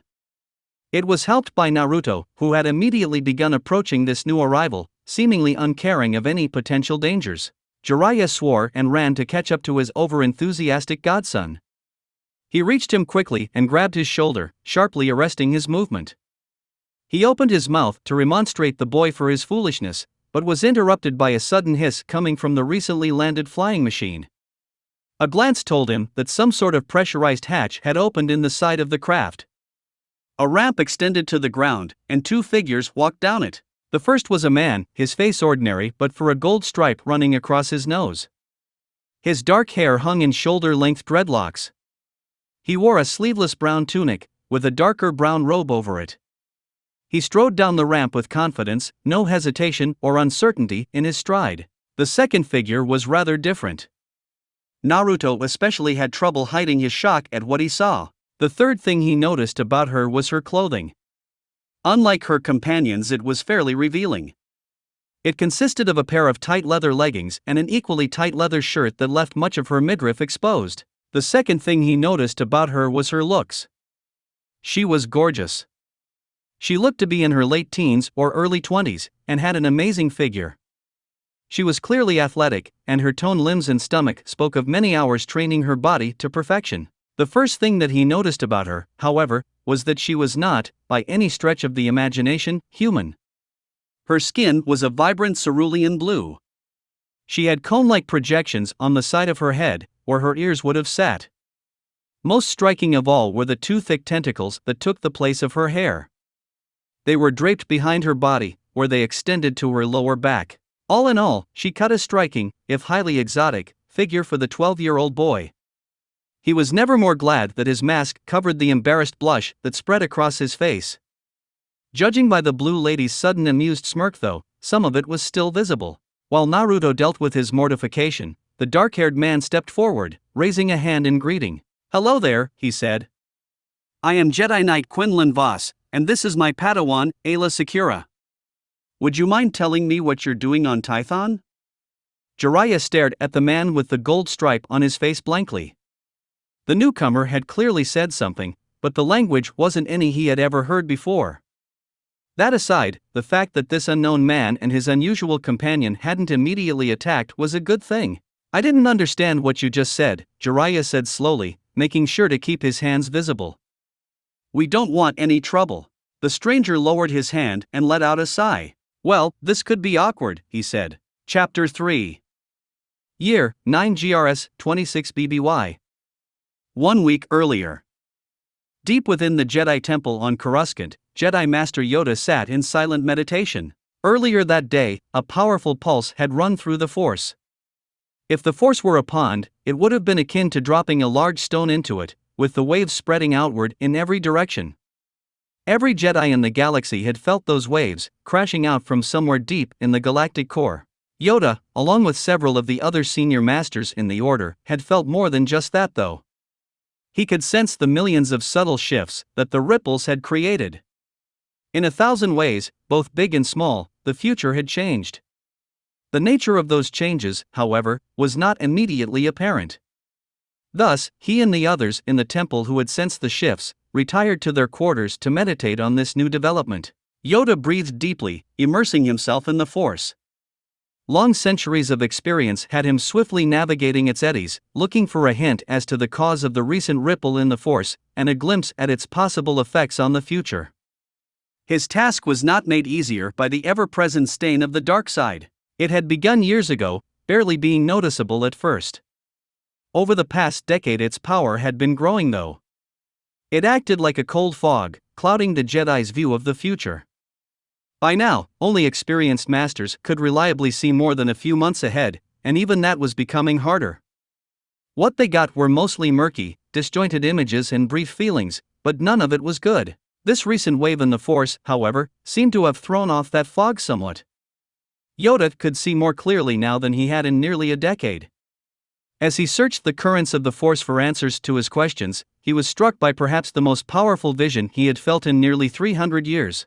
A slew of images seemed to swirl around him. They poured through his mind, faster than he could process. Echoes of shouting and laughter, voices raised in anger and in joy all bombarded the ancient Jedi. A lesser being would have been overwhelmed by the intensity of it all, but Yoda was no stranger to visions such as these. He relaxed his mind, and allowed the sights and sounds to wash over him. He calmly examined those fragments that rose to the top of the storm. The rest he dutifully memorized as best he could, to review later. What he did see was confusing. He saw armies of men wearing white armor, firing blasters at a shadowy enemy. He saw young Skywalker surrounded by flames, his face a mask of anguished pain. He saw Master Luminara Unduli sitting at a table, laughing and smiling. He saw an orange-skinned Togruta girl whom he recognized as one of the more promising initiates currently at the temple. He saw others as well. A blonde human boy standing next to a tall, white-haired man. Yoda did not recognize them, but their image lingered in his mind for several seconds, before it too was whisked back into the whirlpool of the vision. Above all else, he saw two things. The first was a vast shadow, looming over the entire galaxy. It seemed to cover over the stars like a blanket, snuffing them out, one by one. As it reached the center of the galaxy, the vision shifted to the second prominent thing. Tython. The name and image of the planet burned in Yoda's mind like a bonfire. The Force seemed to practically hit him over the head with the idea of the old Jedi homeworld. Clearly, whatever had caused this violent shift in the Force, it could be found on Tython. With that, the vision faded away. Panting slightly from the force of it, Yoda opened his eyes. He took a few moments to gather himself, and then reached for his communicator. Pressing a button, he contacted the next highest-ranking Jedi after himself, Master Mace Windu. No more than 10 seconds later, the device beeped, before the Koran Jedi's strong voice sounded from it. "Master Yoda. Is there something I can help you with?" Yoda smiled a bit at that. The man hadn't changed since he was a Padawan. Always so formal and direct, even now. Dismissing the thought, he refocused on the communicator. A vision I have had, he said. Inform the council of it I must. Much, there is, for us to do. Very well. I will assemble the council immediately. Thank you, my friend. See you shortly I will. With that, Yoda shut off the communicator and reached for his jimmer stick. He absently chewed on one end of it as he waited for the council to gather. It would take nearly an hour, as many of them were deep in meditation themselves. He could feel their presences in the Force. Several had the slow, steady thrum that indicated meditation. The ancient Jedi Grandmaster allowed the soothing juices of the jimmer stick to quiet his mind for several minutes. Finally, when he sensed the last of the council members roused themselves from their trances, he leaned on the cane and walked out of his quarters and towards the council chambers. 10 minutes later, Yoda surveyed the council. All but one of them were present. Master Yaddle had left to accompany Kenobi and Skywalker on a mission to Mawan. He would miss her wise counsel, but her mission was important. Looking away from her empty chair, he addressed the rest of the council. While meditating on the shift in the Force, a vision I had, he said, jumping straight to the point. Much to think on it gave me, but made clear, two things were. The first, a calamity in the near future there is. A tremor went through the Force as the council processed this. Several seemed confused, or even doubtful. A few, namely Mace Windu, Plo Koon, and Ki-Adi Mundi, seemed to have almost been expecting such a statement. It seemed he was not the only one to have seen such a vision. As if prompted by his thoughts, Plo Koon spoke up. I too saw such a future earlier today. A great wave of darkness was overtaking the galaxy. It was unspecific, but I feel as though it will be upon us before long. I suspect it has something to do with the rising tensions within the Senate. Many of the other council members clearly had questions, but Mace Windu forestalled them with a raised hand. Turning to Yoda, he spoke. Master Yoda, you said two things were made clear by your vision. What was the second thing you spoke of? The origins of this wave we all felt, Yoda answered. From Tython this shift in the Force came. Send a Jedi to investigate this we must. Tython is in the deep core, C.C. Tyan said with a frown. The hyperspace routes to that system are dangerous and unstable. Whoever we send will need a skilled navigator. Perhaps a member of the Exploration Corps? Several masters nodded at this, including Yoda. Master Tyan may have been notoriously stubborn and hard-headed, but he was also a legendary pilot amongst the Jedi. He had earned his seat on the High Council, and it was wise to listen when he chose to speak, particularly on matters of space travel. Yariel Poof was the next to speak up. At over 200 years old, the Quirmian Master was the third oldest member of the Council, after Yoda and Yaddle. The venerable Jedi was well known for many things, a keen knowledge of the Order's history being one of them. There is also the issue of the planet itself, Yariel said. It is said to be dangerous and difficult to traverse the surface. There are many conflicting reports of what may or may not still dwell on the planet. Our knowledge is limited, and whatever caused this disturbance may be difficult to find. We should send a team, one well skilled in both tracking and combat. Quinlan Vos is the best tracker currently at the temple, Mace Windu stated, and both he and his Padawan are highly competent duelists. I nominate them for this mission. Knight Vos and Padawan Sakura have had troubles in the past, Master Tyan countered. After that incident that wiped their memories, are you sure they can handle something like this? I retrained Vos myself, Mace said, his voice calm but unyielding. Padawan Sakura was cleared by Master Thol, with my approval. They are ready to handle this. Master Tyan nodded his assent to that. Any objections the other council members may have had faded away in the face of such complete surety. Yoda took that as his cue to move things along. Decided it is then. To Tython, Knight Vos and his Padawan shall go. Inform them of their mission now, I will. Meditate further on these visions we must. Tomorrow, discuss them more we shall. With that, the diminutive Jedi Grandmaster slid off of his chair and hobbled out of the room. The rest of the masters followed soon after, each going to seek some measure of insight into the revelations of the day. 1 week later. Ayla Sakura breathed a sigh of relief when the ship dropped out of hyperspace for the last time. She could feel that her good cheer was shared by both of her companions. The journey had been stressful for everyone on board the Consular-class cruiser the Exploration Corps had provided. Even with an Explore Corps pilot, hyperspace travel this far into the deep core was a risky and tedious proposition. Fortunately for them, their pilot, a male Saurian who went only by Vec, was an expert at this sort of off-the-grid hyperspace navigation. As a pathfinder of the Explore Corps, he used the Force to guide their jumps, managing to do in a week what would have taken the best navicomputers 3 months to manage. Even so, the constant start and stop travel, along with the ever-present danger of a misguided jump sending them into a star or a black hole, served to wear on the nerves of all 3 beings on the ship. With her empathic abilities, Ayla could feel the anxiety and frustration of their pilot as he plotted their treacherous course, as well as her master's concern for their potential demise. It all served to give her a triple dose of stress that she was constantly having to release into the Force.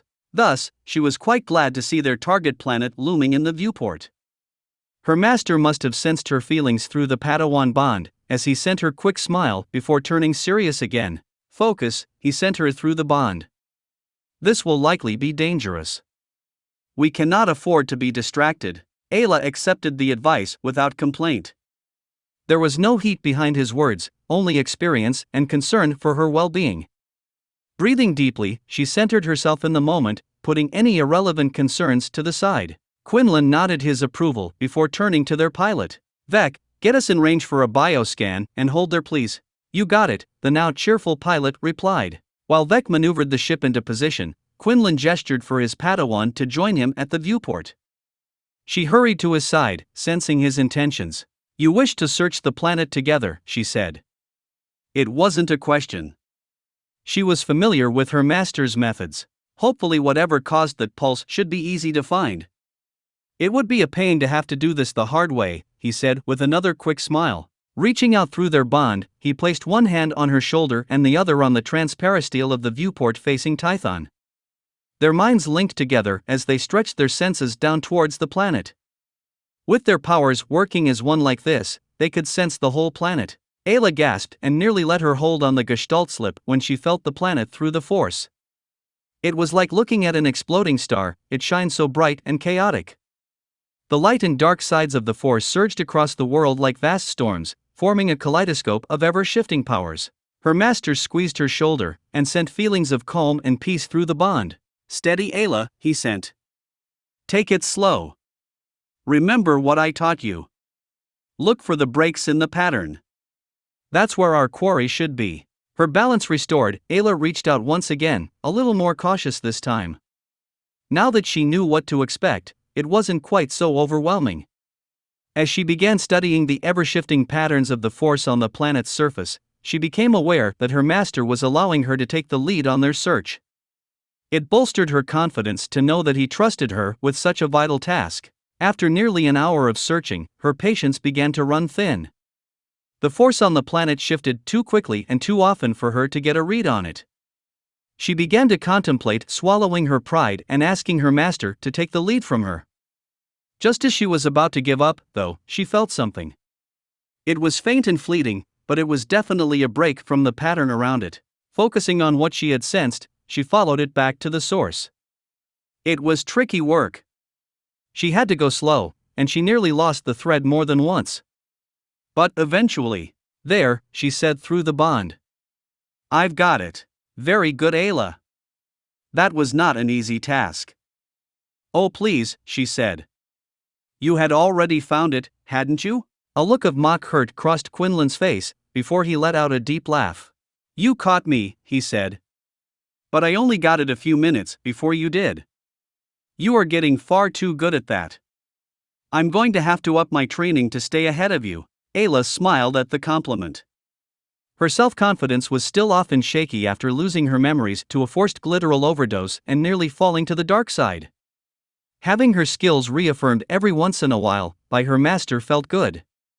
It may not have been very Jedi-like to enjoy praise so much, but for now, she could live with that. Politely ignoring his Padawan's embarrassed happiness, Quinlan pulled up a holomap of the planet below them.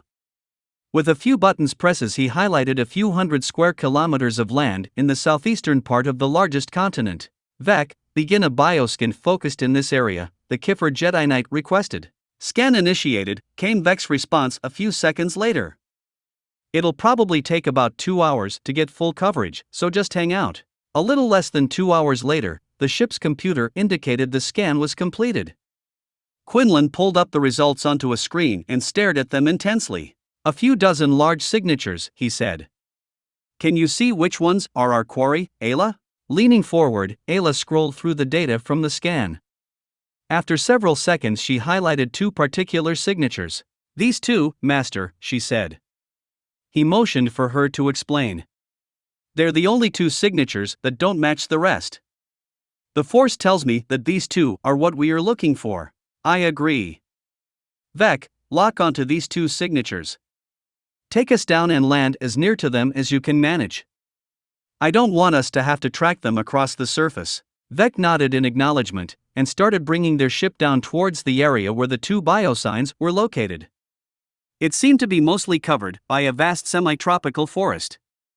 The verdant landscape was dotted here and there with various clearings and meadows.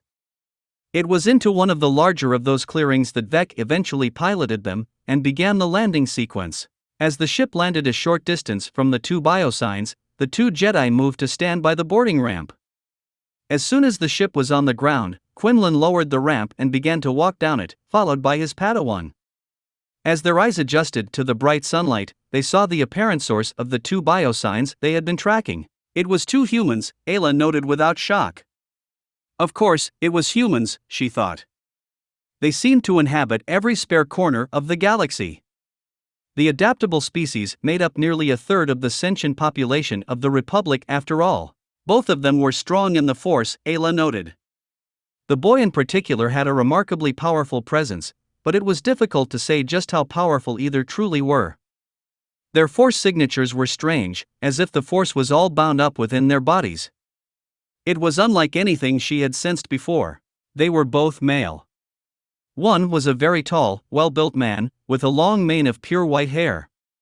Despite his hair color, Ayla estimated him to be in his mid to late 40s. He seemed to be restraining his companion from running towards them. Said companion was a young boy, no more than 12 or 13, going by his height and build. He had bright golden blonde hair, and the most brilliant pair of blue eyes Ayla had ever seen. The rest of his features were obscured by a cloth mask that covered the bottom half of his face. His clothes consisted of a pair of navy blue pants and an identically colored shirt. A thick green vest covered his torso. Perhaps some sort of armor? He wore metal bracers on his forearms and metal-backed gloves. He had a headband tied around his forehead, with a metal plate affixed to it. The plate was adorned with a stylized carving of a leaf. He was looking at her with a mixture of shock and, judging by the hint of a blush she could see poking out above his mask, some embarrassment. She smirked at that. The poor boy looked hilarious, trying to hide his embarrassment. Ayla knew she was beautiful. It wasn't pride or arrogance, it was just a fact, like her skin being blue. She also knew that her typical outfit was considered somewhat risque by many.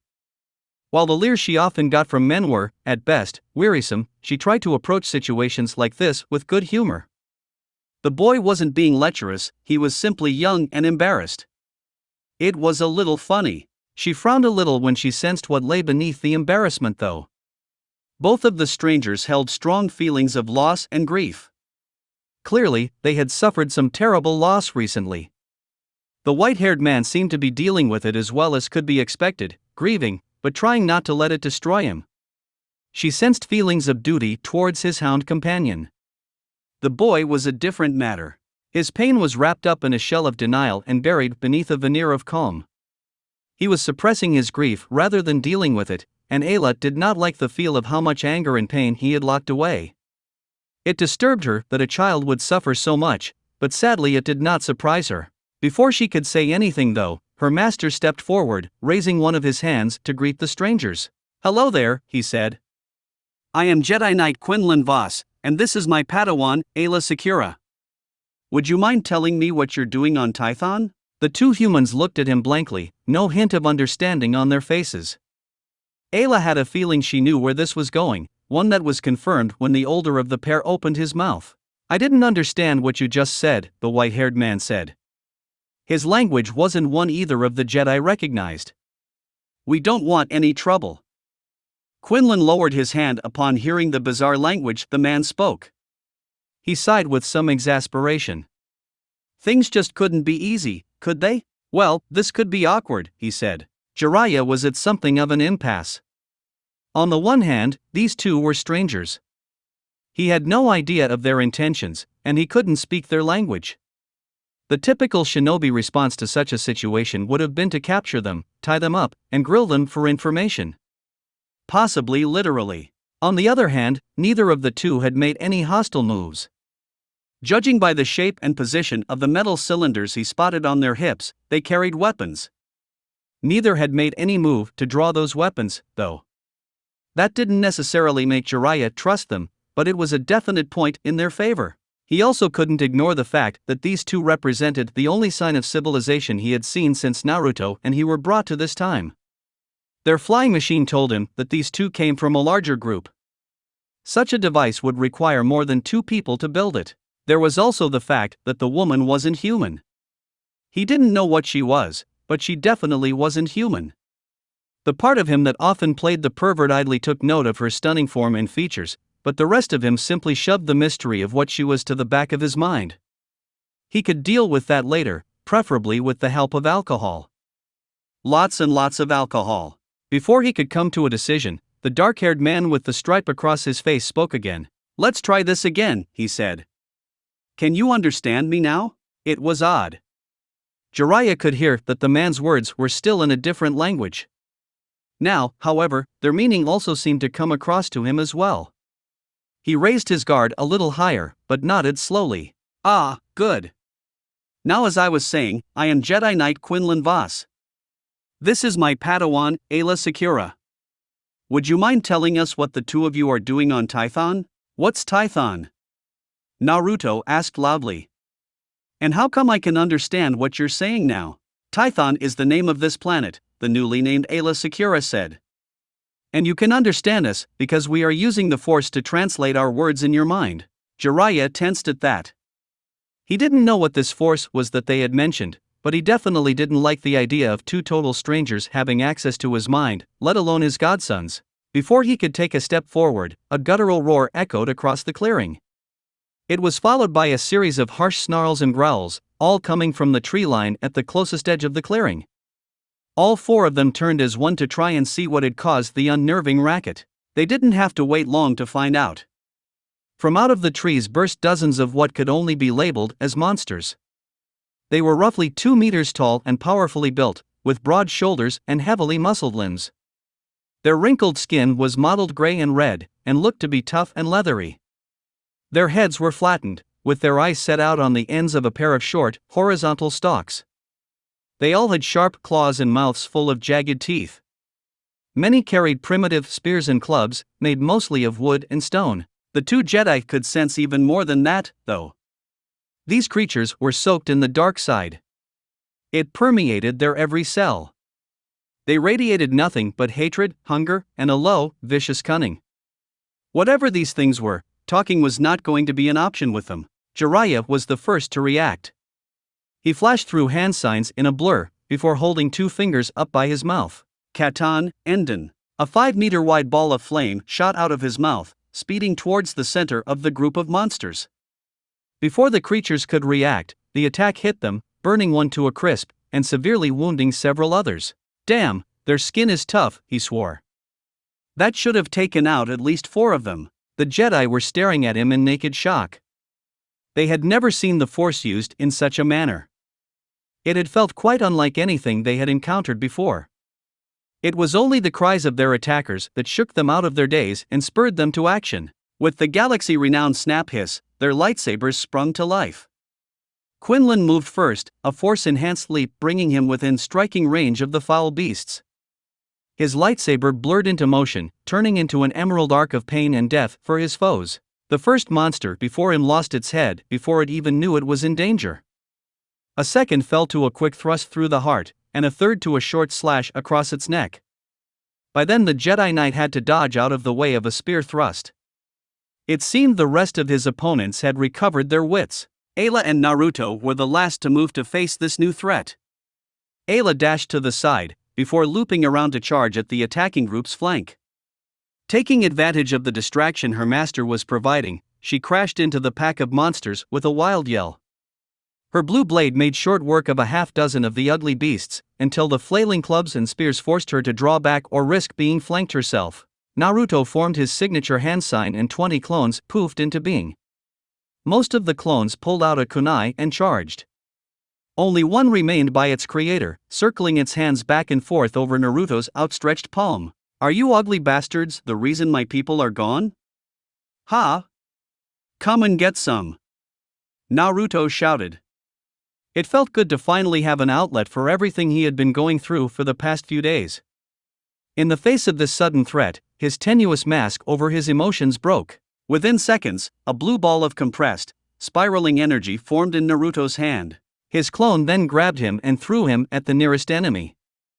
Holding his father's signature juts out in front of him, Naruto slammed the sphere into the creature's head with a yell. Rasengan! The grapefruit-sized sphere of destructive power quickly shredded through the beast's tough skin. It's less than a second it ground through the skull and pulped the brain inside. The creature instantly went limp, not even having time for a scream. Ignoring the mess of blood, bone, and brains that was now leaking onto the ground, Naruto jumped out of the way of another one of the savage predators as it tried to tackle him. While in midair, he threw a kunai and formed a quick set of hand signs. Kunai Kage Bushin no Jutsu. One kunai became 50, and the sudden hail of deadly metal forced most of the attacking group to cover their vulnerable eyes and necks. For the most part, the knives had little obvious effect. The creature's skin was too tough for them to penetrate more than a couple of centimeters. Shaking off their fear, the beasts moved to attack once more. It was then that Naruto initiated the second part of his hasty plan. Each clone kunai had an explosive tag wrapped around the handle. Before the creatures could resume their attack, Naruto formed one final hand sign. The following explosion was quite impressive. Sadly, Naruto had not had time to think his plan all the way through.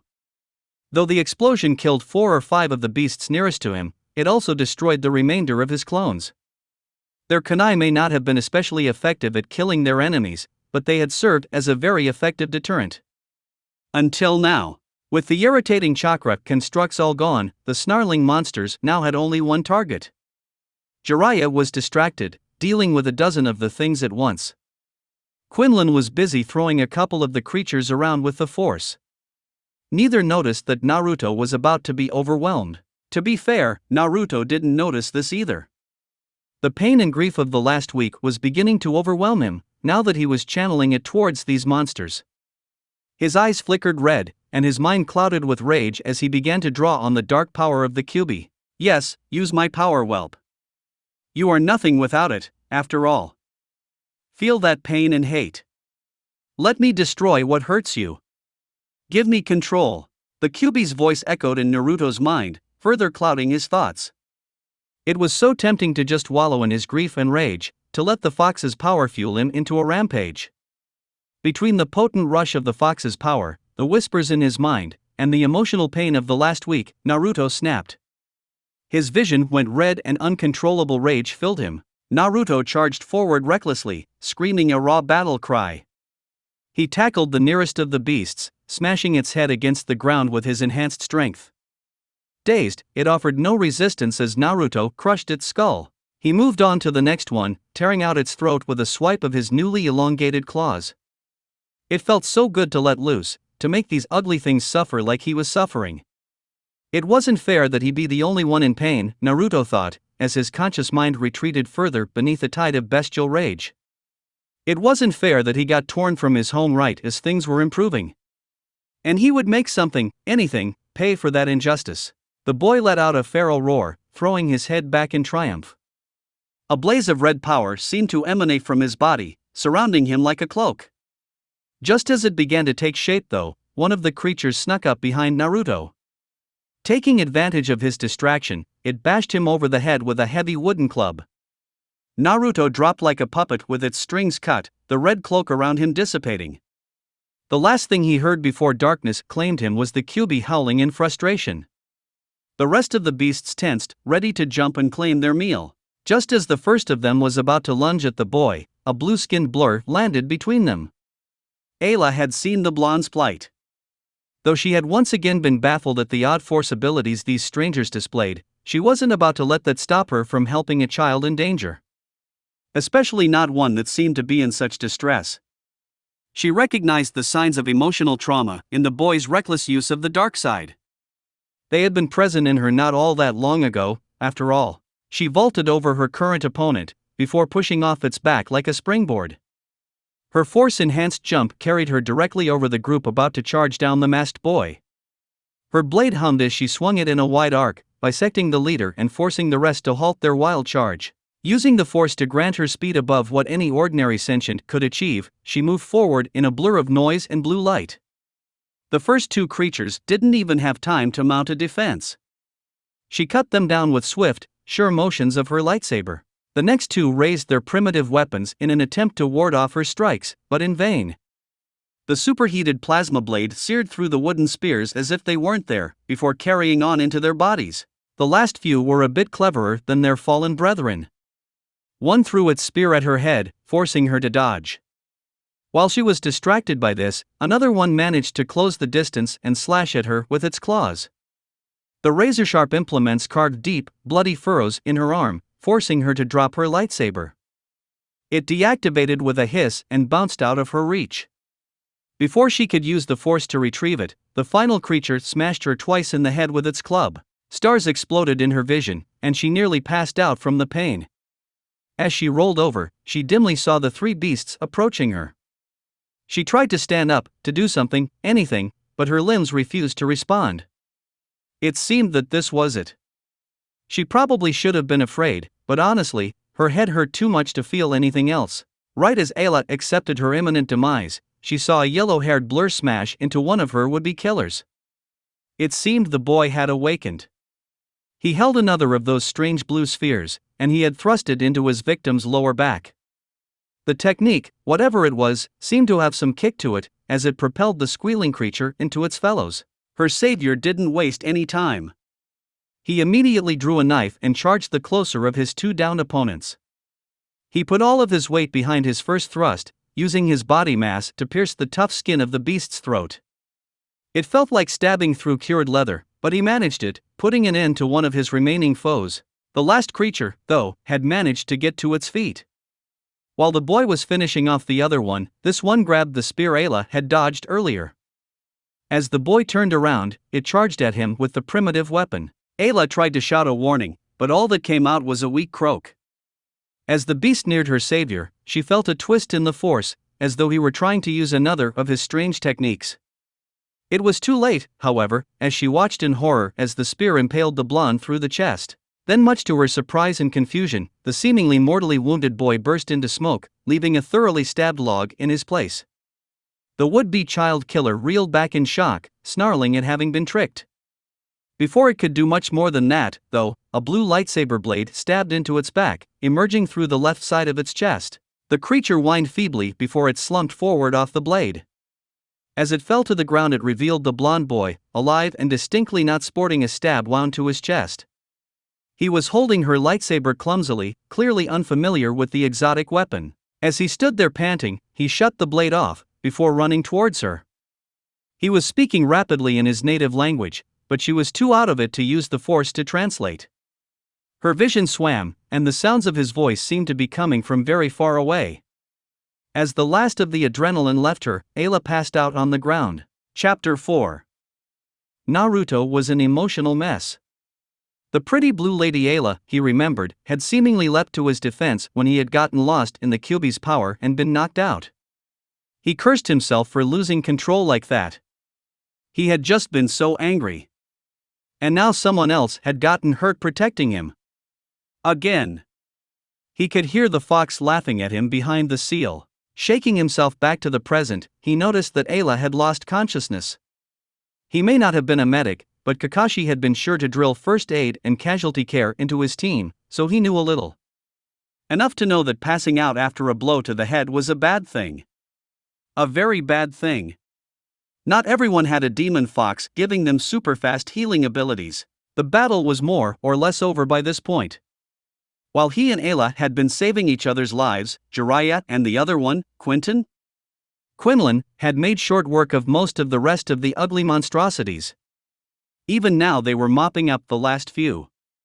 With no immediate threat to worry about, he tried to force his grief and anger down and remember his first aid training. First, check for any major bleeding, Naruto's mind supplied helpfully.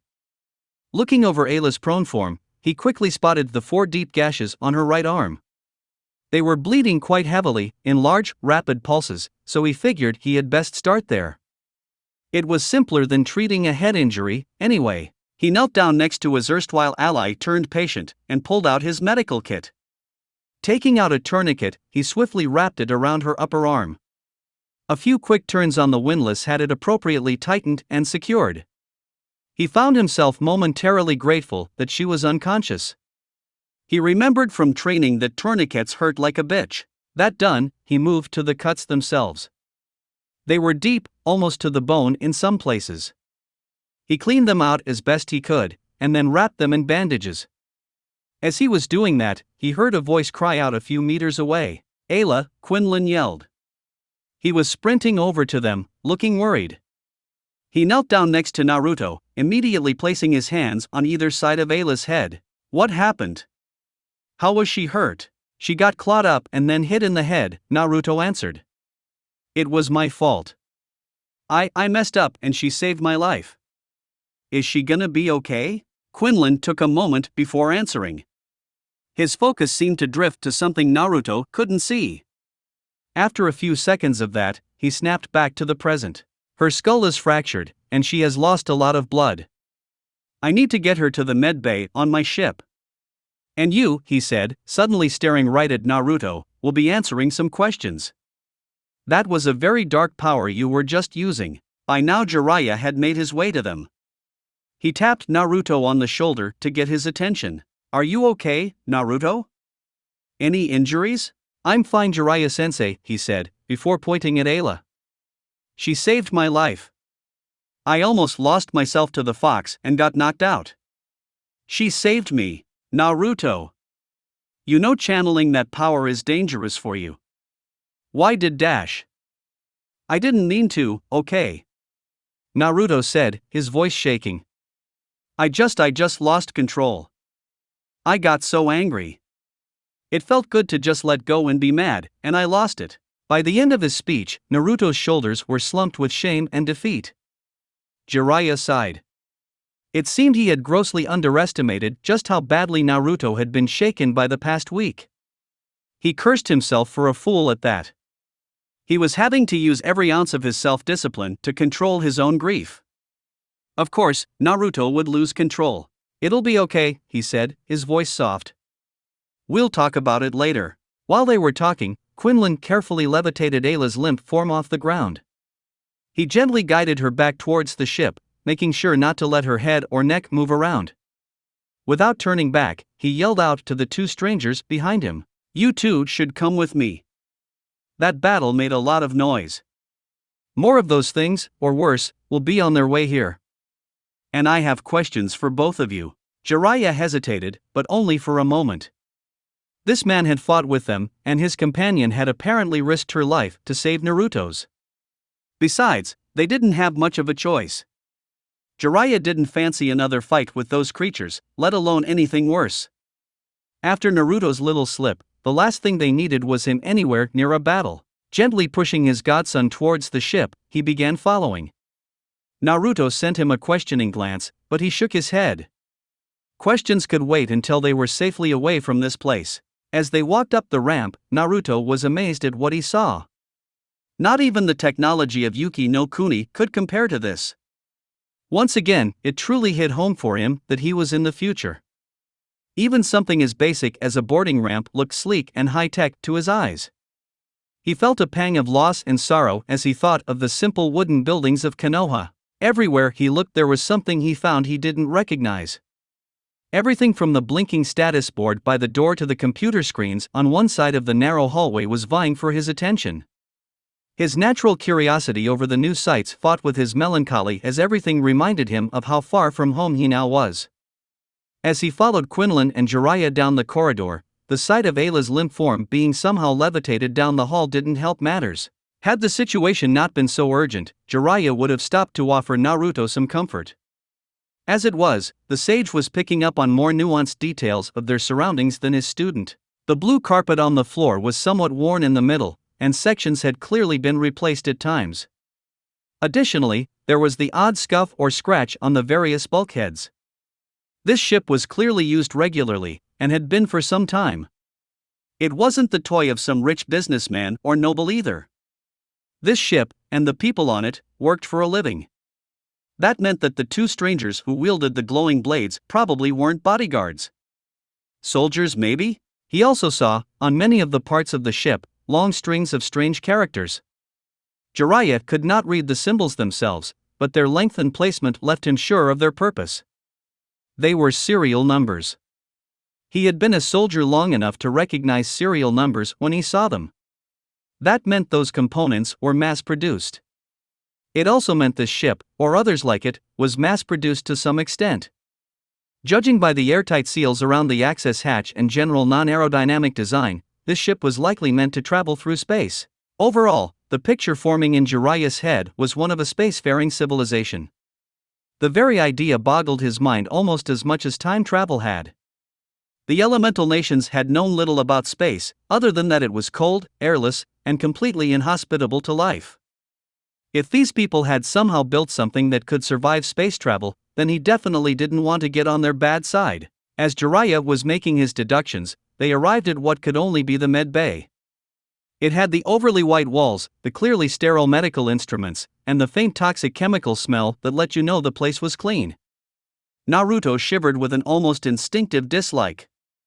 He was not a fan of hospitals, and apparently super high-tech future hospitals were not exempt from his disdain.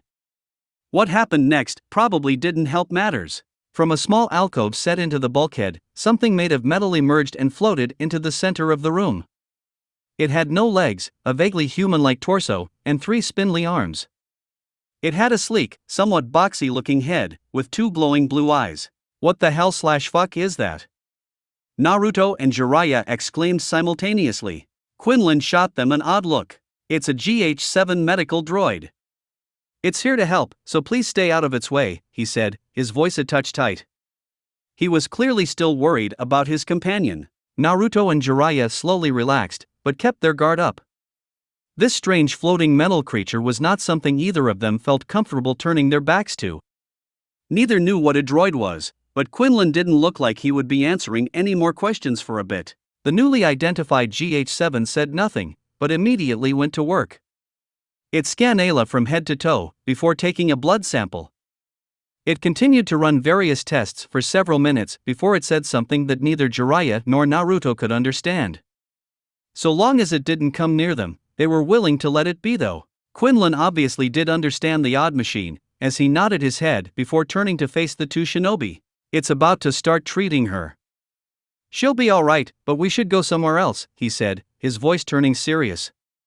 We have a lot to discuss. A short while later, the 3 of them were seated in what looked like a small conference room.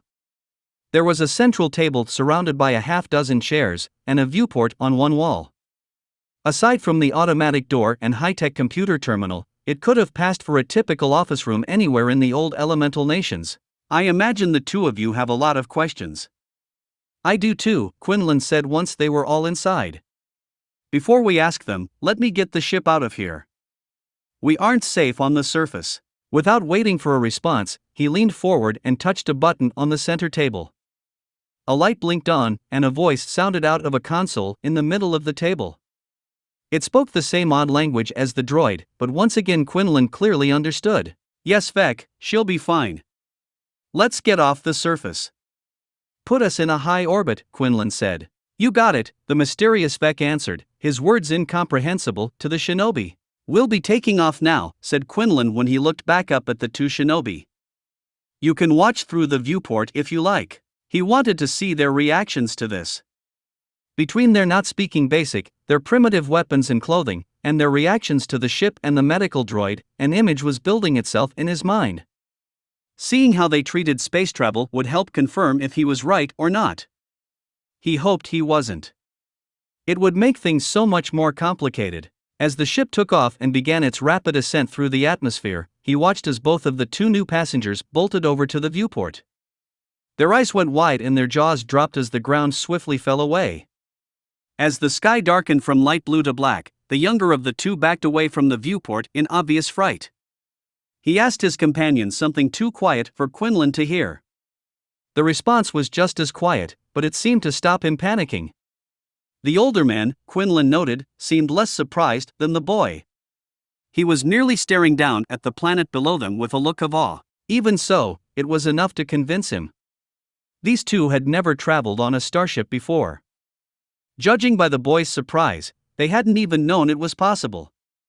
That meant he was going to have to answer a lot of questions before he could ask his own. Sure enough, after several minutes of staring at the vast expanse of space, Jiraiya turned back towards the Jedi Knight, pulling a shaken Naruto with him. "Alright, I have a lot of questions," Jiraiya admitted. "First one's, who are you and who do you work for?" "I am Jedi Knight Quinlan Vos, and the young lady in the medbay is my Padawan, Ayla Sakura. We serve the Jedi Order and, by extension, the Galactic Republic. We were sent here to investigate a massive disturbance in the Force that came from this planet." "But I'm guessing none of that means anything to you." "You'd be right about that," Jiraiya said. "What's this Jedi Order and Galactic Republic?" Quick version: the Galactic Republic is the primary government for most of the galaxy. It includes thousands of member worlds and species, and has trillions of citizens. The Jedi are an order of Force users, dedicated to upholding peace and justice throughout the Republic. We act as peacekeepers, diplomats, and advisors. Quinlan hoped that would satisfy him for the moment. Explaining the Jedi and the Republic to these two in detail would take days. Jiraiya pressed him for several more answers, however. He wanted to know just how long the Republic had existed, how it had been formed, and a number of other basic details. Quinlan noted that both he and Naruto seemed utterly ignorant of anything regarding the galaxy at large, and he decided to ask some questions of his own. "Where are you two from? You've obviously never been in a starship before, so how did you get to this planet?" Jiraiya paused for a long moment at that question. He would never normally give out information to a complete stranger, let alone a servant of a foreign government. Doing so could jeopardize Konoha's safety. But Konoha was gone. His country was gone. His entire culture was now gone. There was no village left to protect. Just him and Naruto. This man had fought beside them, he thought. His Padawan, whatever that was, had suffered serious injury while saving Naruto's life. Quinlan had offered them safe passage without any hesitation or request for payment. Even now he answered questions freely. Jiraiya decided that if he and Naruto were going to get anywhere in this new time, they would have to start by trusting someone. Quinlan seemed like a good first bet. "We come from there," he said, pointing at the planet out the viewport. "We've lived on that world our whole lives." Quinlan shook his head. "That's impossible. Tython has been abandoned for nearly 3,500 years. No one is from there." "We're from there," Naruto said rudely. "We just aren't from now." Quinlan's eyes narrowed at that. The boy couldn't be implying what he thought he was. Could he? "Are you trying to say that you're from the past?" he asked slowly. "That you somehow time traveled?" Naruto nodded. "Yep," he said. "We're from 50,000 years ago, I think." Quinlan reached out with the Force, searching for any sign of deception in the boy. He found none. The kid honestly believed that what he was saying was true. He glanced at Jiraiya for confirmation. He got a nod in return, again without any hint of a lie. "You're going to need to tell me more than that," he said firmly. So, they did. Jiraiya relayed the story, starting with their last spar in the clearing. At the end of the story, Quinlan leaned back in his chair and stayed silent for a minute. He seemed to be digesting everything he had just been told. After a long pause that bordered on the uncomfortable, he finally spoke. "I'm not sure what to believe," he said. "I suppose it's possible a powerful force technique somehow brought you here and caused the disturbance, but I'd never heard of such a thing. And what is this force? Jiraiya asked. You mentioned it before, said it let you translate your language into our thoughts. The force is a field of energy that all living things possess. Jedi can sense the force and use it to perform feats beyond what an ordinary being could achieve. It sounds a lot like chakra, Naruto said suddenly. Chakra? Quinlan asked. Is that what you call those techniques you used? The fireball and such? Those are jutsu, Naruto replied.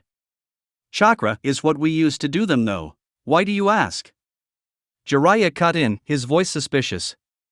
He shot a look at his godson that told him to stay quiet. Because those jutsu of yours use the force, Quinlan said, unfazed by the suspicion. What you call chakra is a way of using the force, one I've never seen or heard of before. I'm guessing it also has something to do with that dark power Naruto tapped into during the battle. I'm going to need you to explain that. And if we choose not to?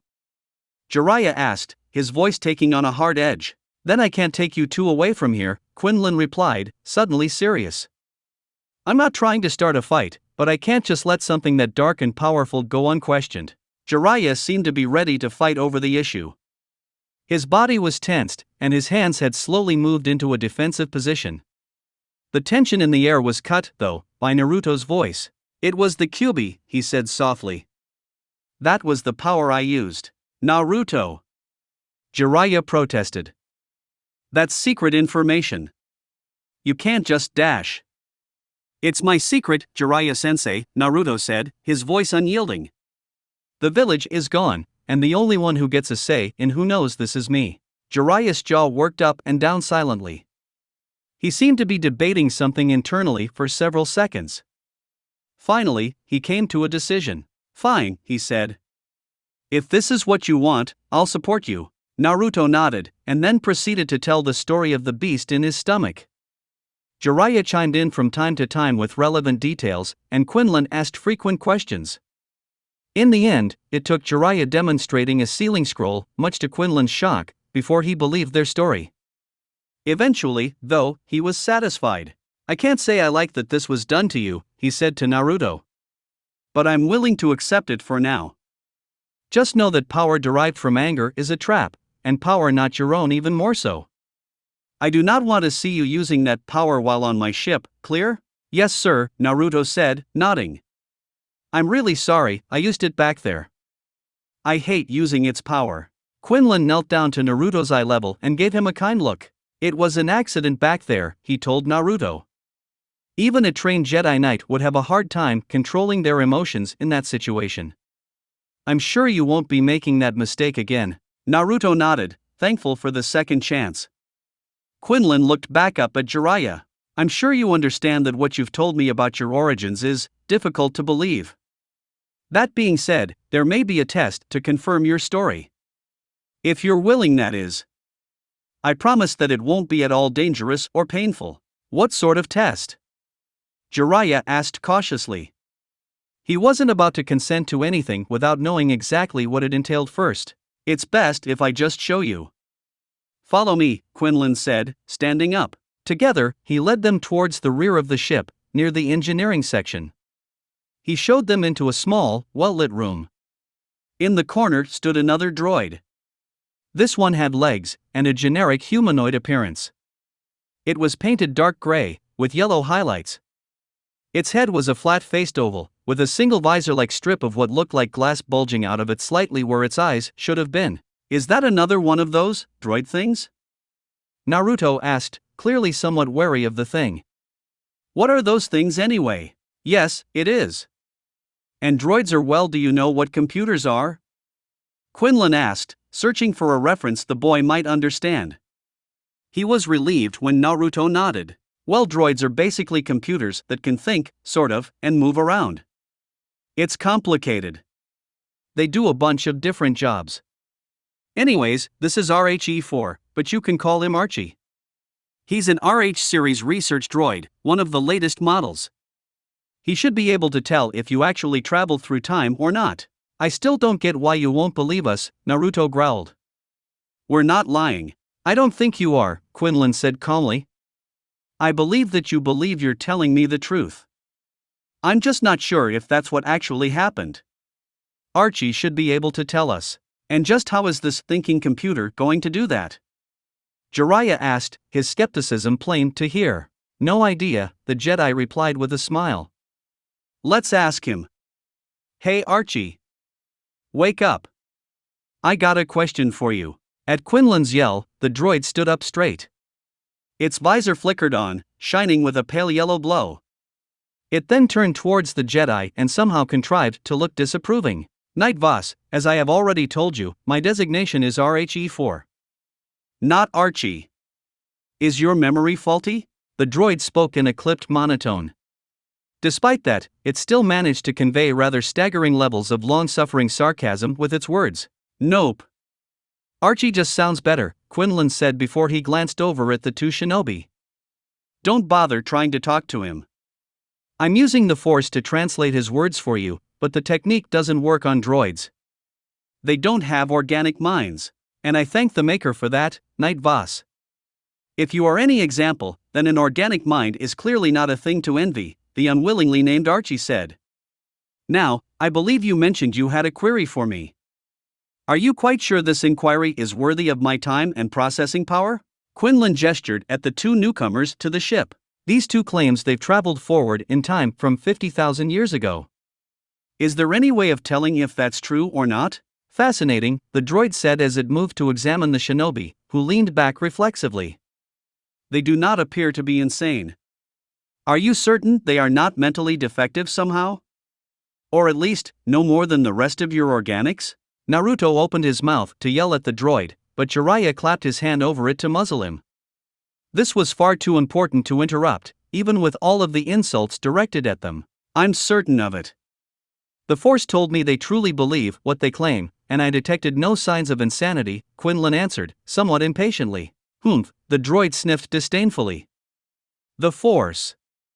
Such an unscientific concept. Still, I suppose I can indulge you. A simple tachyon scan should tell us the truth of the matter. Do you wish to proceed?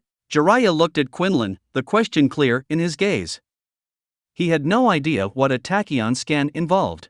It's like I told you earlier, it's completely harmless, Quinlan assured him.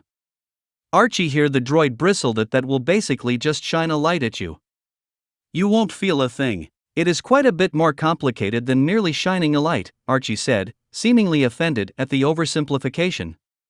However, Knight Voss is correct that the scan is harmless and totally non-invasive. Jiraiya looked down at Naruto, wanting his opinion before he made a decision. Naruto just gave a nod. He wanted to get this over with, so that Quinlan would believe him. With his godson's approval, Jiraiya motioned for the droid to proceed. Despite its protests, the contrary, the scan really did seem to consist of nothing more than Archie shining a light over each of them. The whole process took no more than 5 minutes. At the end of it, the droid stepped back, its eyes flickering rapidly, before it turned back to Quinlan. Congratulations, Knight Voss, you have successfully found a problem worthy of my attention. Though I cannot even begin to guess how, these two are most definitely from the past. Approximately 50,000 years in the past, judging by my scans. I can also confirm that they were not merely placed in stasis somehow. They truly did travel forward through time. With his task done, Archie walked back over to his corner and shut himself down. Quinlan dropped into the nearest chair, shock written all across his face. He had not even remotely expected that those two had actually been correct. How was this even possible? So, do you believe us now? Naruto asked. Quinlan just nodded weakly. What was he supposed to say? I am sorry. For the loss of your home, he offered lamely. Still, the thought was appreciated. Yeah, Jiraiya said.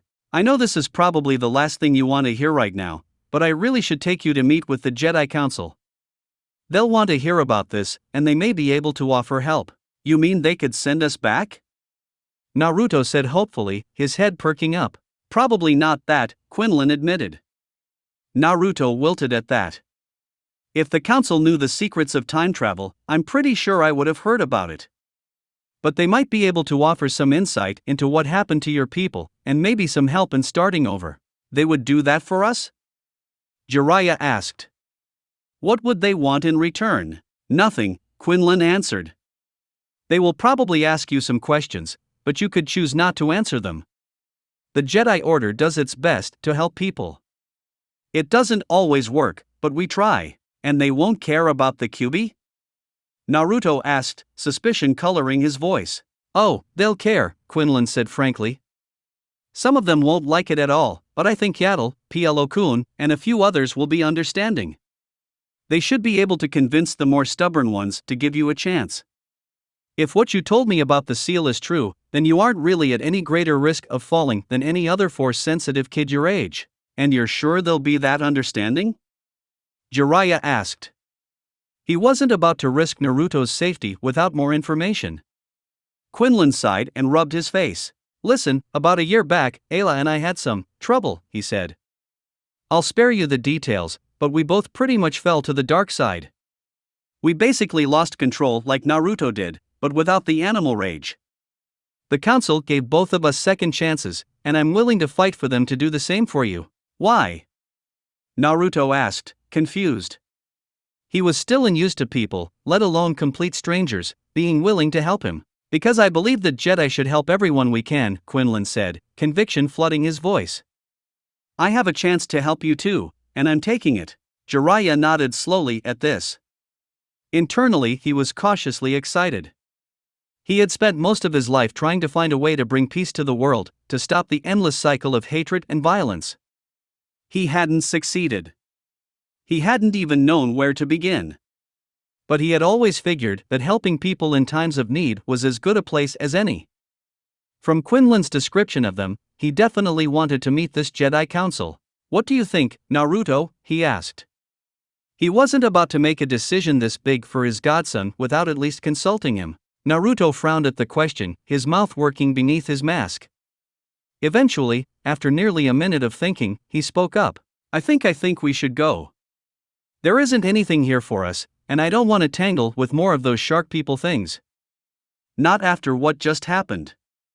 If Quinlan says they might accept me and help us, then I'm willing to take that chance. Well, it's settled then, Jiraiya said. We'll go with you to talk to this Jedi Council. Now, could we get a moment alone? I have to speak to my godson. Very well, Quinlan said as he stood up. I will be in the med bay with Ayla. As soon as he had gone, Naruto seemed to lose the last of his emotional fortitude. With a yell of anger, he punched the nearest bulkhead. Hey there. Easy, Jiraiya said. No need to hurt yourself. Just talk to me. We're really never going home, are we? He asked. I just can't believe we're never going to see them ever again. Jiraiya sighed and pulled Naruto in for a hug. He held his own tears back as best he could, but he knew a few were still trickling down his cheeks. I don't think we will, he said quietly. But like I said back in Konoha, we'll figure this out together. These Jedi seem willing to help. Just take it one day at a time, and don't bottle this up anymore. That's what led to you nearly losing it out there. I was just so angry, Naruto said. I didn't even notice until it was too late. I almost got that lady killed. But you didn't, Jiraiya said firmly. You saved her life. Don't wallow in your mistakes, Naruto.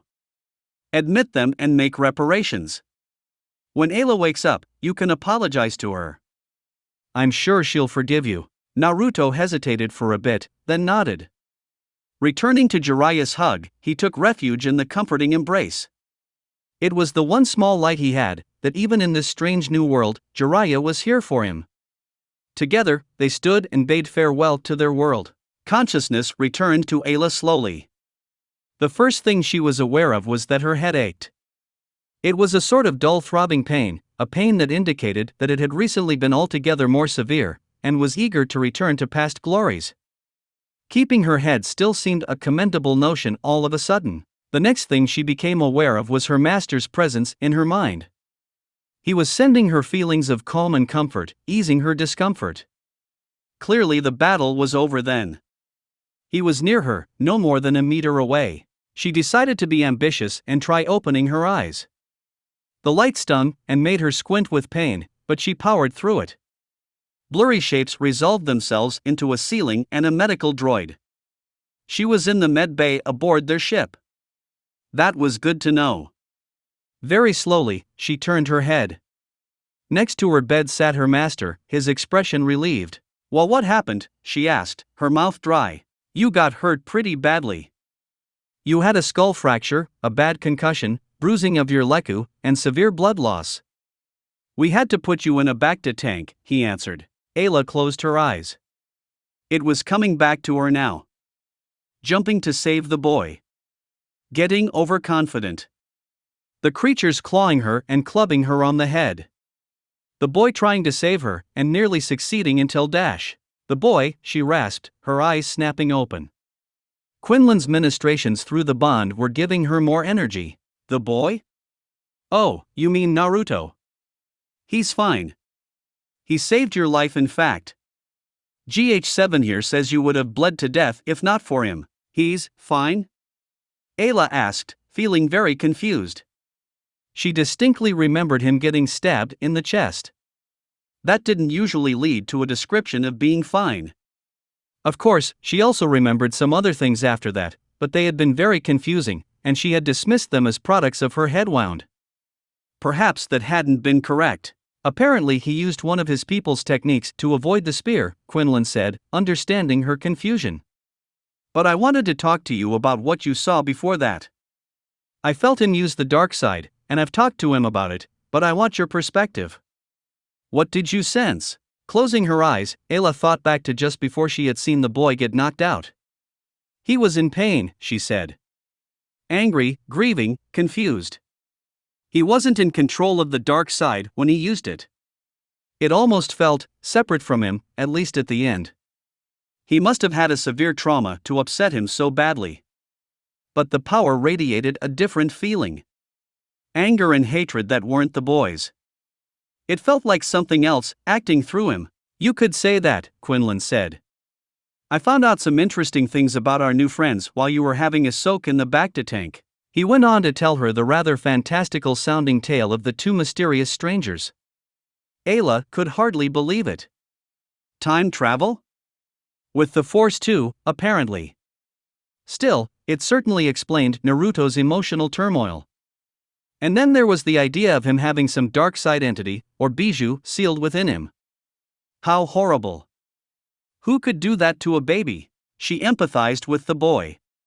She too knew what it was like to have everything you knew taken away all of a sudden.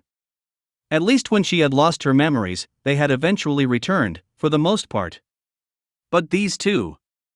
Their world was effectively lost to them forever. You know that the council will not look kindly on Naruto's use of this being's power, she said. Some will say he is tainted by the dark side. The more conservative ones will claim he is dangerous, corrupted. What is your plan? You and I both know something of what those two are going through, Quinlan sighed. We also know that it is hardly impossible to come back from a brush with the dark side. The council gave us a second chance. I hope to get them to do the same for these two. You think they will? She asked. I hope so. They gave us second chances. Why not these guys? He answered. Now, are you feeling up for a visitor? Naruto will probably want to see that you're alright. He was feeling pretty guilty about your injury. Ayla nodded her assent, and Quinlan left to retrieve the two newcomers. A few minutes later he returned, Naruto and Jiraiya in tow. Naruto looked at her guiltily. She could feel the self-blame radiating off of him, mixed with an overwhelming sense of loss and confusion. At Jiraiya's prompting, he walked towards her bed. Hi there, Miss Ayla, he said awkwardly. I just wanted to say, I'm really sorry you got hurt. It was my fault. I should have dash. Ayla raised her hand to silence him, stopping his rambling before it could truly begin. I don't blame you, she said kindly. You were hurting and angry, and you lost focus. It's okay. You regained control and saved my life. Being angry after a loss is natural. For one not trained as a Jedi, it is not unexpected for your power to manifest as it did, Quinlan said. Take some time to mourn. I believe you are stronger than you give yourself credit for. Jiraiya was gratified to hear the advice being given to his student. These two Jedi at least seemed to have a worldview he could get along with. Remember what I taught you about the cycle of hatred, the sage added. It is our responsibility not to perpetuate that cycle in our own lives. Don't waste energy on blaming yourself when no one else does. Naruto sniffled a bit, then nodded. He felt a little lighter knowing that Ayla and Quinlan didn't blame him for this. Okay, he said, before a determined light returned to his eyes. I'm never going to lose control like that again. That's a promise. An admirable goal, Quinlan said. Now come. Ayla needs to rest, and we have a lot to do before we reach Coruscant. Quinlan had not been lying when he said they had a lot to do. Fortunately, they would have plenty of time to do it in. According to Vec, without the pressure of a potentially time-sensitive mission, he was going to take a longer but safer route out of the deep core. Their return journey would take 4 weeks instead of 1. Quinlan didn't mind, as it gave them time to get some things done. The first, and most important, thing on his list was getting both of the time travelers started on learning Galactic Basic. Force translation was great and all, but it would be impractical for them to need a Jedi translating everything for them for forever. Besides, the constant focus needed for the technique was rapidly giving him a headache. There was a reason the temple offered language classes after all. Fortunately for them, they were on an Explore Corps ship. As such, alongside top-notch medical and scientific facilities, all of their deep exploration ships like this one were equipped with a protocol droid. In this case it was a TC model called TC-1H. Naruto swiftly dubbed it Teach, and the name stuck. The first step in teaching the 2 Shinobi Basic was, ironically, to teach the droid their language.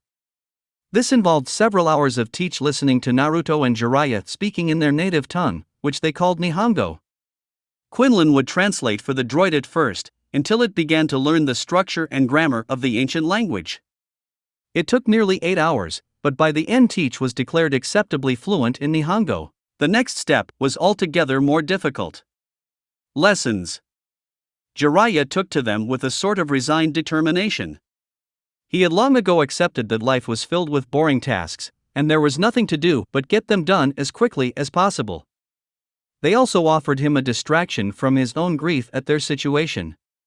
He made decent, steady progress. Naruto, however, was a different story at first. Though he no longer blamed himself for Ayla's injury, he was still having a difficult time coping with the loss of his home and all his friends. He hid his pain behind a mask of apathy, initially outright refusing to pay attention to the droid's lessons. Jiraiya did his best to offer comfort, but his own pain was still too raw for him to truly help. In the end, it was Ayla who managed to coax Naruto out of his shell. In the days following her injury, Naruto often visited her in the med bay. They soon struck up a friendship, with Ayla helping him come to terms with his loss. Over a few days, she managed to get him to open up to her about his grief, particularly over the loss of his friends. When she heard that, her advice was simple. Don't let your grief control you, she said. It hurts, yes, but would your friends want you to give up? No, Naruto admitted. Then honor their memory by moving forward. Don't let your sorrow keep you from living your life, she said. Naruto nodded, and agreed to try the lessons out. Once he began to actually give Teach a chance, he soon proved to be a bright, if somewhat unconventional student. He did not learn well from lectures. Anyone assessing his academic potential that way would swiftly declare him a hopeless idiot. This was not true. Naruto was merely a highly kinesthetic learner. He needed to do something in order to learn it. This, combined with his natural hyperactivity, made him a poor fit for a traditional classroom. Instead, Teach encouraged Naruto to practice speaking Basic as part of a conversation. He was to use as little Nihongo in his daily life as possible. Lesson time was spent integrating new words and grammar forms into his speech. Naruto found this approach to be infuriating at first. He spent days struggling to say even the most basic things, stumbling over his words like a toddler just learning to talk. After a few days, however, he began to see major progress.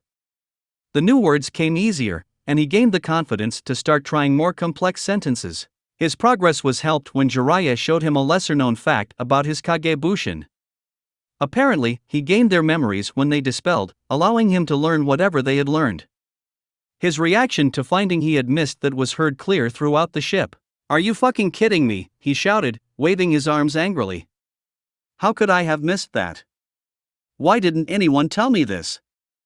I could have just made 1,000 clones and learned the Rasengan in a day. Whoa, calm down Naruto, Jiraiya said, trying to quiet him with his hands.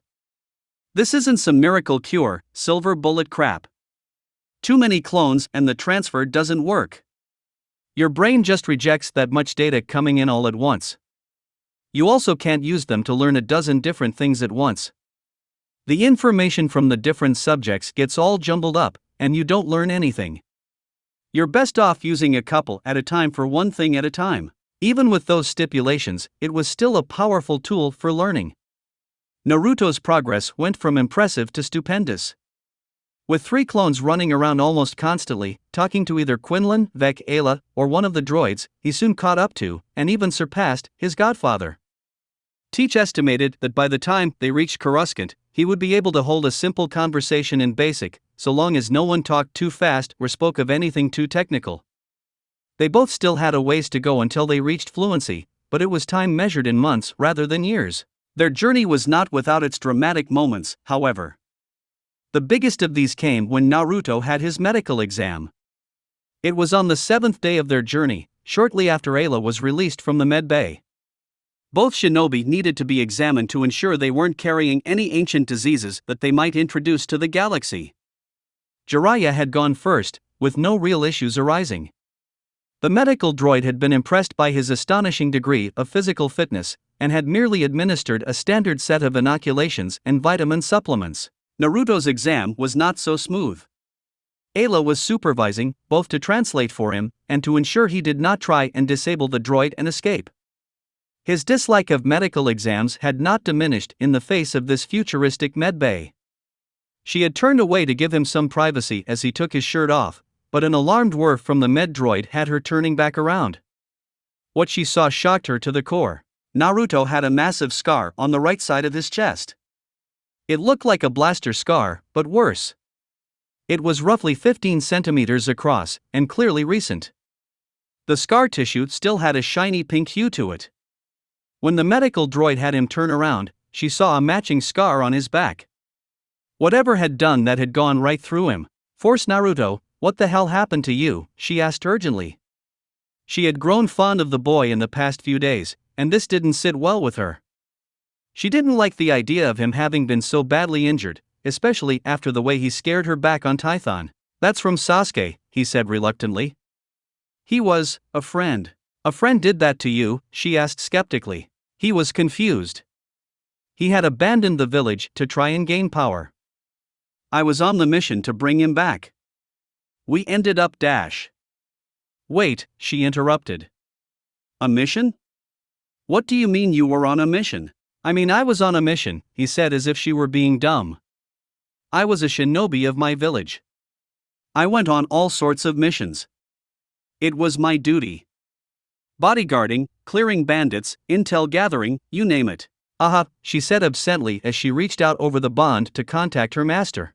Master, could you come down to the med bay? There's something I think you should hear. Bring Jiraiya too. She received a mental prod of acknowledgement from her master. A minute later both he and Jiraiya stepped through the door into the med bay. What's this I need to listen? He asked, his voice trailing off as he caught sight of the scar on Naruto's chest. He says he got it on mission. That he went on missions regularly as part of his duty to their village as a shinobi. According to him it was perfectly ordinary, she said. Her voice was tight with controlled anger. A Jedi was supposed to release their anger into the Force, but she still sometimes struggled with that when something offended her badly. The knowledge that this boy, whom she had developed a friendship with, had apparently been used as a child soldier was highly offensive to her. Quinlan gave Naruto a long look, before turning to Jiraiya. He needed answers about this, and he was going to get them. What, exactly, did you two do back in your village? He asked. His voice left no room for evasion or obfuscation. Jiraiya sighed at this. He had been hoping to avoid this conversation for a while longer, but it seemed it was happening now. He sat down, gesturing for Quinlan to do the same. You might as well take a seat. This'll take a while, he said heavily. And you're probably not going to like it. That's it for this reading. Hit like and subscribe for a free ticket pass going to the different worlds of anime fanfiction. Looking forward to having you on board again.